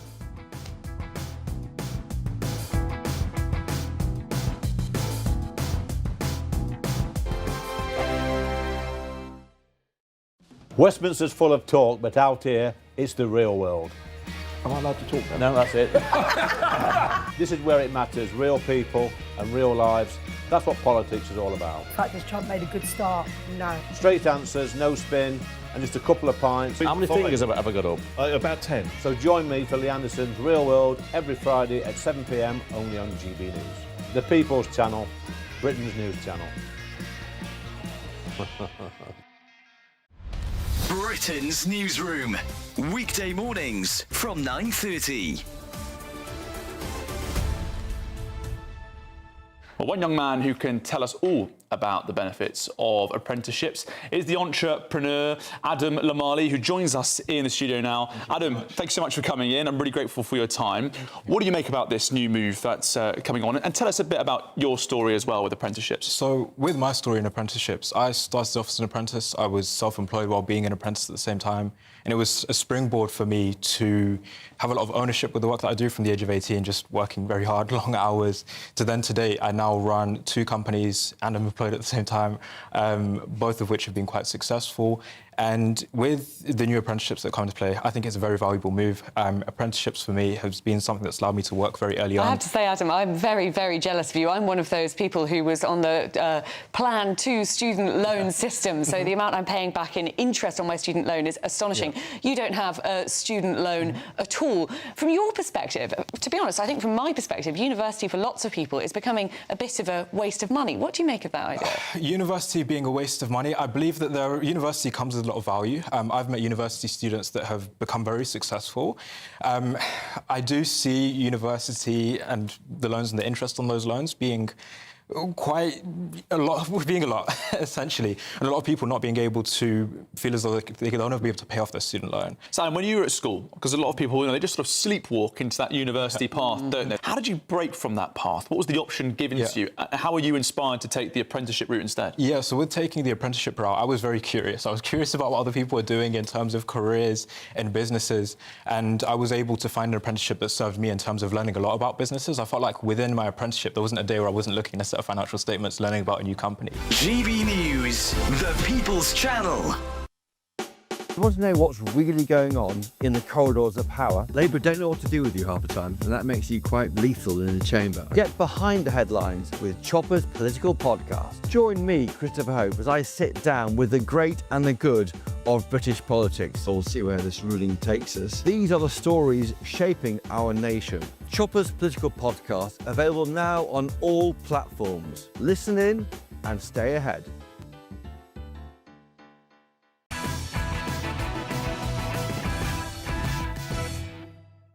All right, welcome back to Patrick Christys Tonight. Now, a Gazan mother has won the right to move to Britain in an immigration decision that could allow more Palestinian refugees to follow. The unnamed woman argued that stopping her from joining her son and daughter in the UK would breach her right to a family life under the European Convention on Human Rights. She fled from Gaza to Egypt in January 2024, but she now wants to join her daughter, who is a British citizen, and her adult son, who is also a refugee in the UK. Now, an upper immigration tribunal agreed that the Home Office decision to reject this would have unjustifiably harsh consequences. This outcome follows a lengthy legal struggle that was won by the government to prevent the exodus of refugees from Gaza to join families in the UK. Well, lots to unpack here, and hopefully to help us do it is the academic and legal commentator Andrew Tettenborn. Andrew, thank you very much. So does this now mean that essentially anyone who has relatives, any Gazan who has relatives in Britain, can now probably come to Britain? Well, hi, Patrick. Not necessarily, but I think it is a very, very good demonstration of why we need to think very carefully about getting out of the European Convention on Human Rights. Because what we've actually got here is the use of Article 8, which simply says a person's right to private and family life will be protected, in order to take what you might have thought was a very important decision away from the people of this country and the people we elect, and to put it in the hands of the courts and the judges. Now, if this was a really extreme case, there might be a justification for it. But if you look carefully at what's going on here, this woman has no connection with Britain and actually doesn't seem to have worked very hard to build one. A point which may have missed quite a lot of people watching is that she can't even speak English at all, but nevertheless insists on coming here. Now, it seems to me that any country ought to be able to say, well, I'm sorry, but no can do, you can't come in. It's not actually necessarily an indication that everybody in her position can come in. Each applicant will have their case decided on its merits. She is also, sorry Andrew, just to clarify something, she's not actually in Gaza, is she? My understanding is that she's been living in Egypt for quite some time, which is of course a popular holiday destination for people. Oh, it is. The other worrying thing, of course, is that what we're beginning to see is an interpretation of Article 8, which is very far from what it was when we entered into it in 1950. You know, you wouldn't have thought that a protection of family life as such now amounted to a right to universal family reunion. And also, there's another very worrying feature. If you look at the decision, which I did, what it says is, well, we have to look not so much at the way Britain looks at families, but the way Palestinians do. And they say, oh, well, you have to look at the applicant's culture. And in Palestine, the extended family is enormously important. Therefore, we must pay great respect to that. Now, frankly, I don't see why. No. There is actually another case going through the ECHR, which we won't get into now, of a bloke who has multiple different wives, and he's currently living in the Netherlands, has multiple different wives, who wants to be able to be reunited with all of his different wives and their kind of extensive back catalogue of children now, which, you know, if the ECHR is applying what your cultural norms might be in terms of a family life for certain different cultures, then, you know, then that's it. We've kind of got polygamy now that's OK on the ECHR. Remarkable, really, although at least it's not been a British judge interpreting the Ukrainian refugee scheme to mean the word Gazan refugee scheme, which we have previously had there, courtesy of one Hugo Benedict Norton-Taylor. But thank you very, very much. Thank you very much for your time this evening, Andrew. Always a pleasure. Andrew Tettenborn there. A Home Office spokesperson has said, we are disappointed stated in the court's decision and are now considering this judgment. It would not be appropriate to comment further on this case at this stage. More broadly, the government is overhauling the domestic application of Article 8 to reduce the number of spurious appeals while protecting those genuinely in need. Yeah, but how long? How long is all of this going to take? And how damaging will it be in the meantime? Coming up, very first look at tomorrow's newspaper front pages. Breaking news on the front of the Daily Telegraph. The Chancellor has been accused of refusing to increase the MOD budget further, despite pleas from military leaders. All of that and more next.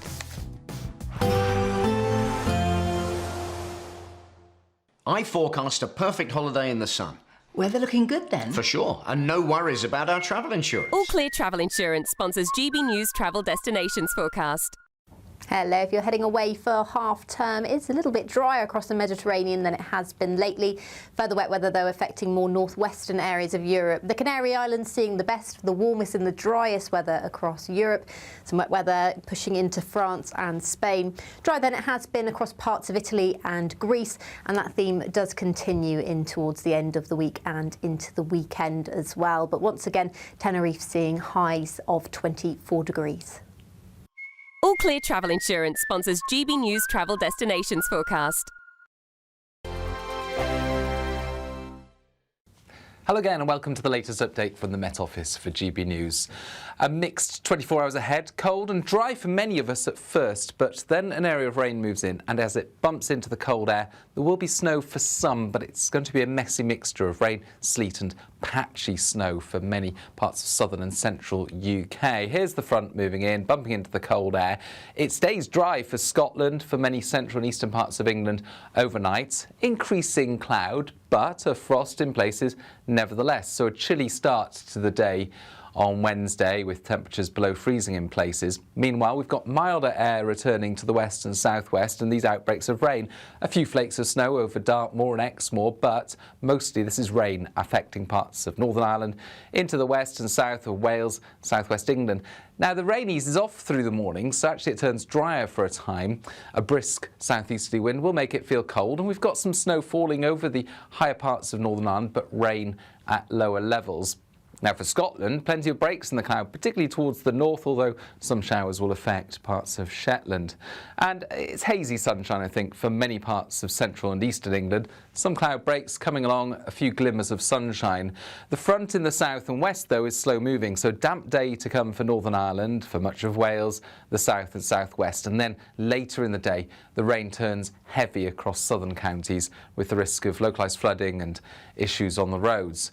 But we're beginning at this stage to see some snow over higher parts of Wales, and overnight into the start of Thursday could be some disruption due to snow across parts of Wales and the Midlands, mostly over hills, but some patchy snow at lower levels. However, on Thursday, all of that clears through. A brighter day follows eventually before more rain spills in from the northwest later. Then it turns much milder heading into the weekend, highs of 14 Celsius. Decisions made in Washington aren't just shaping America, they're shaping Britain too. From migration to global security, from crime to health. Whatever happens in the White House today will be felt in your town or city tomorrow. That's why The Late Show is live from Washington, DC. Cutting through the politics to show you what it all means for Britain. The Late Show live every night at midnight. Only on GB News, Britain's news channel. Westminster's full of talk, but out here, it's the real world. Am I allowed to talk then? No, that's it. This is where it matters, real people and real lives. That's what politics is all about. In fact, has Trump made a good start? No. Straight answers, no spin, and just a couple of pints. How many fingers have I got up? About 10. So join me for Lee Anderson's Real World every Friday at 7 p.m. only on GB News. The People's Channel, Britain's news channel.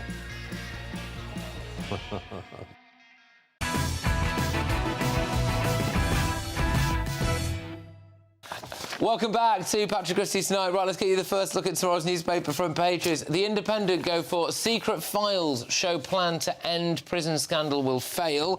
Internal figures reveal the government's bid to tackle IPP prisoners is a failure, leaving at least 500 inmates languishing without a release 18 years after the controversial sentence was abolished. These are people who were given indefinite sentences, indeterminate sentences, I think, isn't it? The Metro.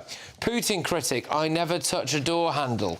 Well, it's not paranoia, says Russian, who named Kremlin's nerve agent assassins. I know I'm on the death list. I'm afraid to say you almost definitely are, mate. Yeah. The Eye. Third police force examines Andrew's links to Epstein as MPs threaten inquiry. The Guardian. 1 in 9 new homes built in areas of flood risk.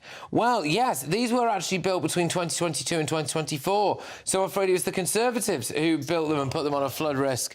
Well, it's good, I suppose, because Labour just aren't building any at all, are they? So there we are. But then we go to the Daily Express. Millions are crying out for reward of hard work. Labour's job taxes branded silent killer of aspiration as unemployment hits 5.2%. And the Daily Telegraph. Rachel Reeves is apparently blocking defence cash boost. But also the story down the side here is that Romeo, I think it's probably pronounced. It's not Beckham. No, it's not Beckham. It's not. No, sadly not. Repaid travel expenses after billing taxpayer. This is Sir Keir Starmer's choice for Cabinet Secretary. Had to repay travel expenses after officials raised concerns. She is copying it quite a lot here. A past newspaper report calculated that Dame Antonia spent more than £31,000 on 8 7,000-mile flights and accommodation for meetings in London during a particular period. Look, she's been previously accused of bullying, which she's denied, but then they said that there's been a cover-up that's going on there and all of this stuff. It's just like Starmer just can't quite get it right, is it, when it comes to who to pick? Well, she has a lot of supporters on the right as well. She was one of the big champions of sort of free trade agreements. She was, I think, the permanent secretary of the Department for International Trade after Brexit. So to say that she's some Labour flunky is just not true. That was all the case. We know that he is on his last chance, surely, when it comes to judgment calls on particular figures. Now, if this is all there is to this story, you know, assuming she is a qualified candidate, sounds like she is, that's fine. But, gee, Starmer must be hoping nothing else comes out of the woodwork because he can't afford it. Yeah, no, I mean, that's pretty much Look, the thing with these personnel stories is they don't cut through. People on the doorstep don't talk about who the Cabinet Secretary is. So, you know, that's... Well, they've been talking about McSweeney, ideally, again, not a Cabinet Secretary, but a behind-the-scenes guy for the last 2 weeks. Yeah, I mean, look, a lot of people... Well, I'll say about this, I don't know her personally or anything like that, but a lot of people are saying that she's a very, very highly qualified person in the job who actually will do the thing that people across the spectrum say that should be done, which is to sort of rewire the state. You know, people on all sides of the spectrum want to do that. That the civil service is too sclerotic, the British state is too sclerotic, and it needs some reform. Dame Antonia Romeo initially claimed money from the taxpayers to cover a string of flights between New York, where she was living, and London, where her new civil service role was based in 2017. But she later decided to pay the money from her own pocket to avoid it becoming an issue as she progressed in her career. I don't know, it just seems like a bit... That sounds good, doesn't it? Well, it sounds all right, but why did she do it in the first place, you know? Why bill the taxpayer for something and then pay it back? I mean, look, you don't pay it back, do we you? can have a You don't conversation think about over-generous expenses, happily. Yeah, OK, all right. Well, there we go. Right, let's move on, because I'm sure anyone will have noticed now that it's Ramadan, because you can't move for it online. Every single place you look, Ramadan, Ramadan, Ramadan. It is, of course, also Shrove Tuesday, isn't it? Not that you'd have really known that if you looked at, I don't know, like the social media for a lot of top politicians or the royal family. Here's some stuff. 4 years ago, we were the first city in the Western world to host a Ramadan lights display. 3, 2, 1! And tonight, once again, London is shining bright as a beacon of hope, unity and inclusivity. Ramadan is a sacred time. It's a time to recommit to our faith, give to those in need. Yeah, well, it's just absolutely everywhere. The royal family have put a post out about it. I haven't put anything out about Shrove Tuesday at all. There you go. Ramadan Mubarak, say the royal family. I don't know. Interesting. Connie, do you think we're slightly over Ramadan? To use a technical term. Yes, I do. I think that it's obvious virtue signalling, and we touched on before about certain parties, including Labour, wanting to retain voter bases amongst the Muslim population. And I know that the argument is, but who actually celebrates Shrove Tuesday? Well, actually, quite a lot of people will celebrate Shrove I or at least I don't know if the word celebrate is the correct word. And for the tiny minority of Christians, you consider it a religious festival. As I was going to go on to say, Jonathan, is the point is that I think that people have the right, and I feel the same, to feel alarmed, frankly, at their own culture being ignored, whilst a different one that is not from the UK, which we have welcomed into this country, fine, that's a different debate, being absolutely amplified. And I think that is an understandable way for people in their own country to feel that is a Christian country. I think it's a nonsense argument with respect, because this is a major Muslim festival. It's not just like a random day. Shrove Tuesday. Lent. It's the start of Lent. Like Ash Wednesday. I'm not a Christian, but in my understanding, correct me if I'm wrong, Ash Wednesday is a day that is the overtly religious festival where people go to church and have the ash on their foreheads or whatever. Shrove Tuesday, for most people, is about pancakes. And I've been hearing about pancakes and seeing things about pancakes on the media all day. Would you the idea of the royal family. When have you ever, Patrick? Would you have said something as offensive about the Muslim faith, Jonathan? I don't think. How is that offensive to say that Ash Wednesday is more religiously significant than Shrove Tuesday? When have you ever seen? Tell me. When have you ever, and I don't believe for a second that you're offended by what I said, by the way. When was the last time you heard someone say Happy Shrove Tuesday? In all my years on this earth, I've never once heard anyone say that. If you've heard anyone say that... It was a big deal. It's because we're Muslim now. That's not the reason. We used to mark it in school. We used to do a big thing about it in school. I used to do a big thing about it at home. We used to do all sorts of stuff. I mean, yeah, absolutely. Here's the thing. The key Lent's a very important time of year. Lent is... It's not... It's about... Most when you're a kid, it's about pancakes. Ash Wednesday is about Lent, Jonathan, surely. it doesn't matter how important you think this tradition is. The fact of the matter is the king is the defender of the faith, and since, 1066 or before that, he is meant to be the defender of the Christian faith. Well, the concern that so many people at home have is that he is seemingly now the defender of multiculturalism, as opposed to his job, which is to be the defender of the Christian faith. Well, he said for many years that he wants to be the defender of faith in general. He said that in the 90s. Which is absolutely ridiculous. You can take that up with him then, not me. That's what he said in like sort of 1995 or something. I mean, if I'd have said, which of course I'm not saying I but if I'd have said to you, so what about Ramadan? You don't eat for a few hours and you don't drink for a few hours. You would probably think, oh, that's a really offensive thing to say. I wouldn't. I would say that's your opinion. Okay. So what? Well, I mean, I know a lot of Muslim people find that offensive. But I just don't see how you find it is okay to be It's not about whether it's hard. It's not about whether it's hard. It's about how important it is. So who are you to say that that's something? I'm saying it's a more important day than Shrove Tuesday for most people. Not in a Christian country. It's not from the leader who is meant to be responsible for defending the Christian faith. People don't celebrate Shrove Tuesday. It's not something that you say Happy Shrove Tuesday. That's what we're talking about. We're talking about tweets here. We're literally talking about We're not just talking about tweets. We're talking about the streets of London that are completely lined top to bottom in some areas about Ramadan. And I think that for some people, particularly women, some gay people, anyone who is, according to the Quran, not very desirable, may well feel uncomfortable about that. And can I add, increasingly... That wasn't what I said. Increasingly, there is this belief that you actually need to acquiesce to Ramadan in particular ways. So don't eat in front of people who are, going through Ramadan. Some workplaces now do this. There are particular schools which are encouraging kids to say, why don't you experience what it's like to do Ramadan by foregoing lunch? I think the thing which annoys people is that there are all of these ways in which non-Muslim people are asked to basically make exceptions for the Muslim faith in the way that no other culture is. Actually, yeah, Tower Hamlets councillor put out antisocial behaviour advice, which is that you should probably know that your neighbours are going to be getting up earlier in the morning to eat, and then maybe eating a little bit later at night. This is not antisocial behaviour. Be mindful of your neighbours. No one is being asked to fast in sympathy. A lot of people will often do. Kids will often do things that their friends doing in the same way that when my sister obviously is Jewish, had a non-Jewish boyfriend, he would fast sometimes on Yom Kippur, which is the day of atonement where you don't eat or drink, for That's example. disingenuous. This is not just coming from friendly kids. This is coming from schools. You just talked about schoolmates. Yeah, but it's coming from schools. It's not coming from, like, school kids. That's the difference. All right, well, there we go. Well, you know, I'm glad we've sorted that out. So, coming up, more of tomorrow's newspaper front pages and the breaking news on the front of the Times. Labour is considering dropping its youth wage pledge in order to boost jobs. Right, great stuff. All that coming away next.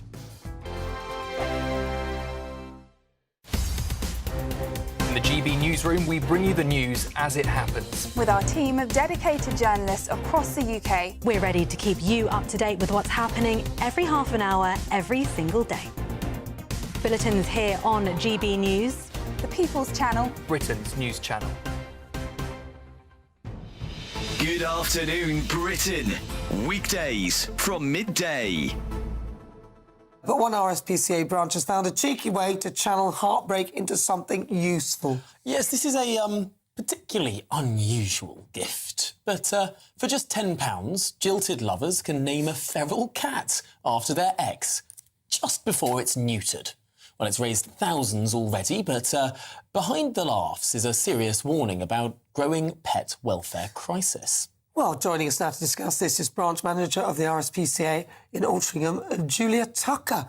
Just an idea we had of a way of fundraising money for a neutering campaign we're running in our local area. Try something new, neuter your ex, and we have obviously hit a note with a lot of people who want to get revenge on their exes out there somewhere. So we've had over 800, nearly 900,000 views on our page, which is our biggest post ever. We've had donations from Australia, America, in Europe.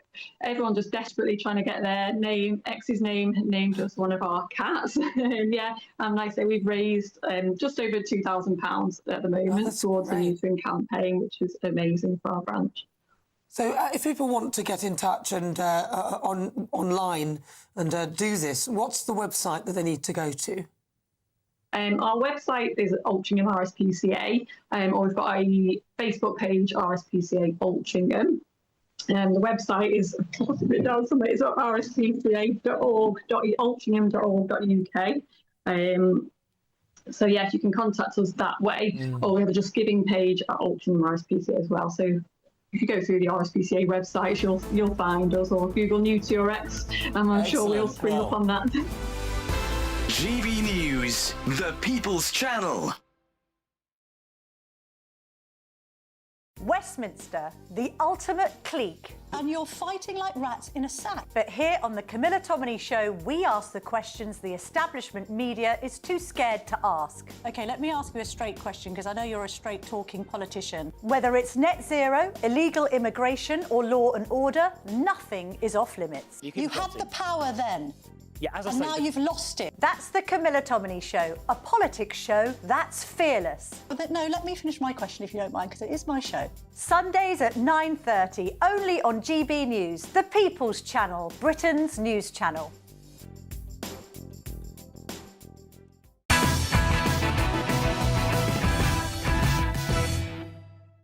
Welcome back to Patrick Christys Tonight. Now, Daily Mirror, they say no laughing matter. This is reform jokers are dangerous.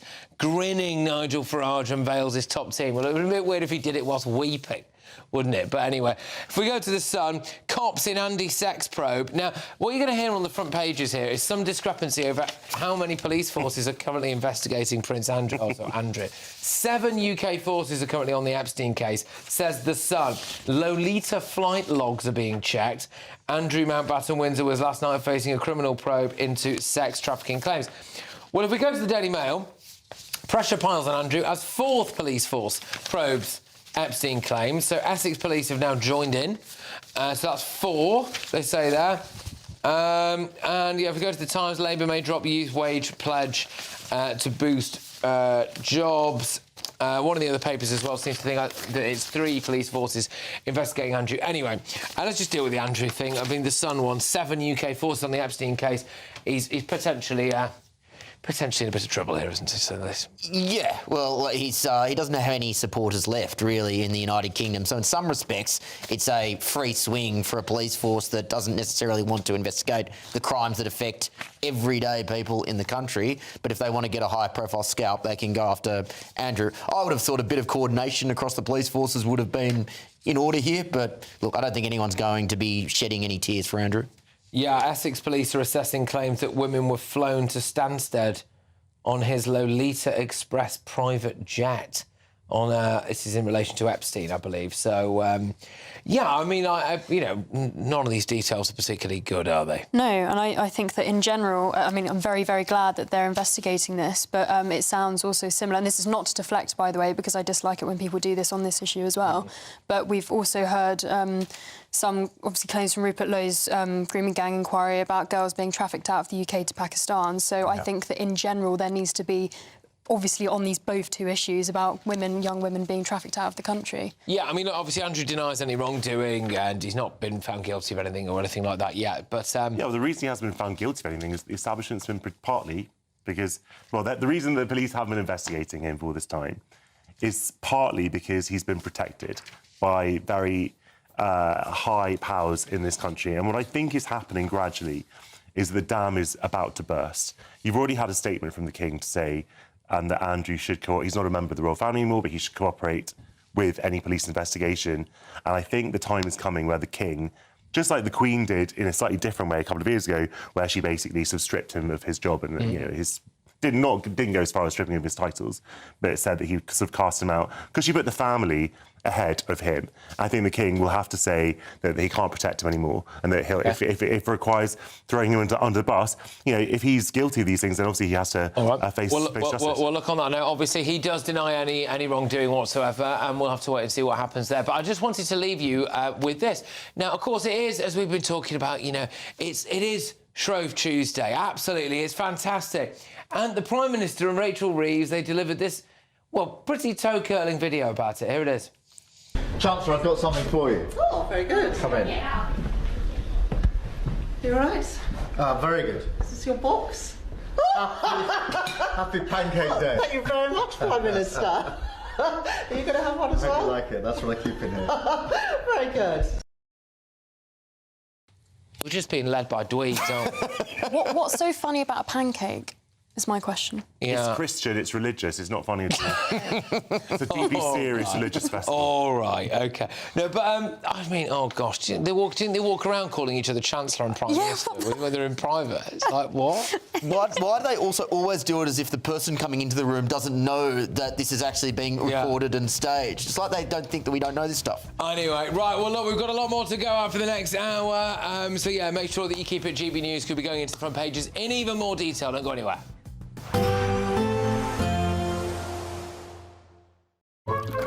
Warm and cosy, with a chance of zero visibility. Boxed Boiler sponsors the weather on GB News. Hello again and welcome to the latest update from the Met Office for GB News. A mixed 24 hours ahead, cold and dry for many of us at first, but then an area of rain moves in, and as it bumps into the cold air, there will be snow for some, but it's going to be a messy mixture of rain, sleet and patchy snow for many parts of southern and central UK. Here's the front moving in, bumping into the cold air.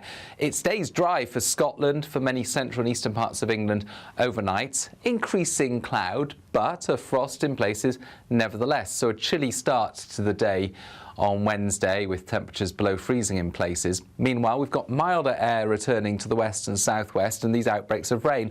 A few flakes of snow over Dartmoor and Exmoor, but mostly this is rain affecting parts of Northern Ireland into the west and south of Wales, southwest England.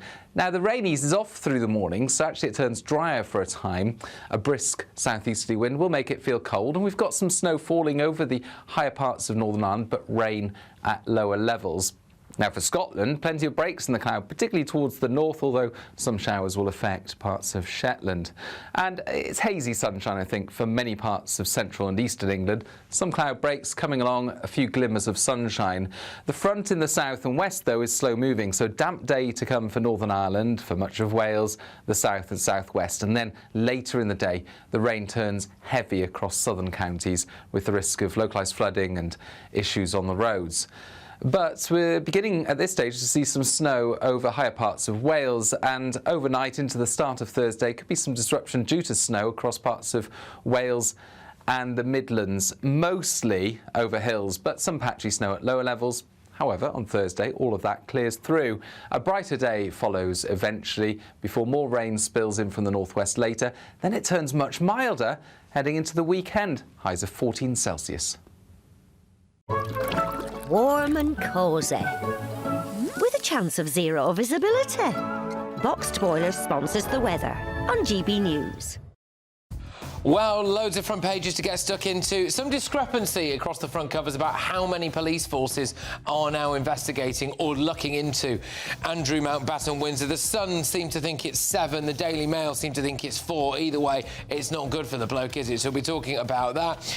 Also, lots of stuff on the front about 5.2% unemployment now. Really, this has to lay firmly at the door of Labour, doesn't it? We're talking about all of that and much more as well.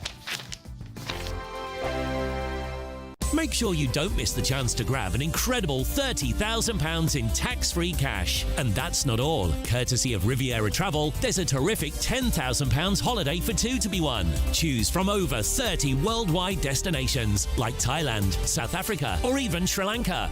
There's just 2 weeks left to enter. For another chance to win, text WIN to 63225. One entry costs £2.50 plus one standard network rate message. Or text BONUS to 63225. 5 entries cost £5 plus one standard network rate message. Go to gbnews.com/win. Entries start at £2.50. Call 0903 686 3232. Calls cost £2.50 plus your network access charge. Or post your name and number to GB19 PO Box 8690 Derby DE1 9TT. UK only. Entrance must be 18 or over. Lines close at 4 p.m. on the 27th of February. Please check the closing time if listening or watching on demand. Good luck. You want to know what's really going on in the corridors of power? Labour don't know what to do with you half the time, and that makes you quite lethal in the chamber. Get behind the headlines with Chopper's Political Podcast. Join me, Christopher Hope, as I sit down with the great and the good of British politics. We'll see where this ruling takes us. These are the stories shaping our nation. Chopper's Political Podcast, available now on all platforms. Listen in and stay ahead. In the GB newsroom, we bring you the news as it happens. With our team of dedicated journalists across the UK, we're ready to keep you up to date with what's happening every half an hour, every single day. Bulletins here on GB News, the People's Channel, Britain's news channel. Mornings don't have to be tiresome, especially if you have the right company. Wake up to news as it happens, opinion and debate, and of course, a little bit of entertainment too. Because when the kettle's on, we're on. That's Breakfast on GB News, a show worth waking up for. Every morning from 6 a.m. Only on the People's Channel, Britain's news channel. We'll spread the news, you spread the word. 5 hosts, 5 opinions, 5 fearless debates, 5 unfiltered takes on the day's news. 5 reasons not to be anywhere else on Saturday night. This is the Saturday 5. You got me. You got me good there. Britain's biggest Saturday night TV show. It's not a bad brand. Yeah. Uncensored. Very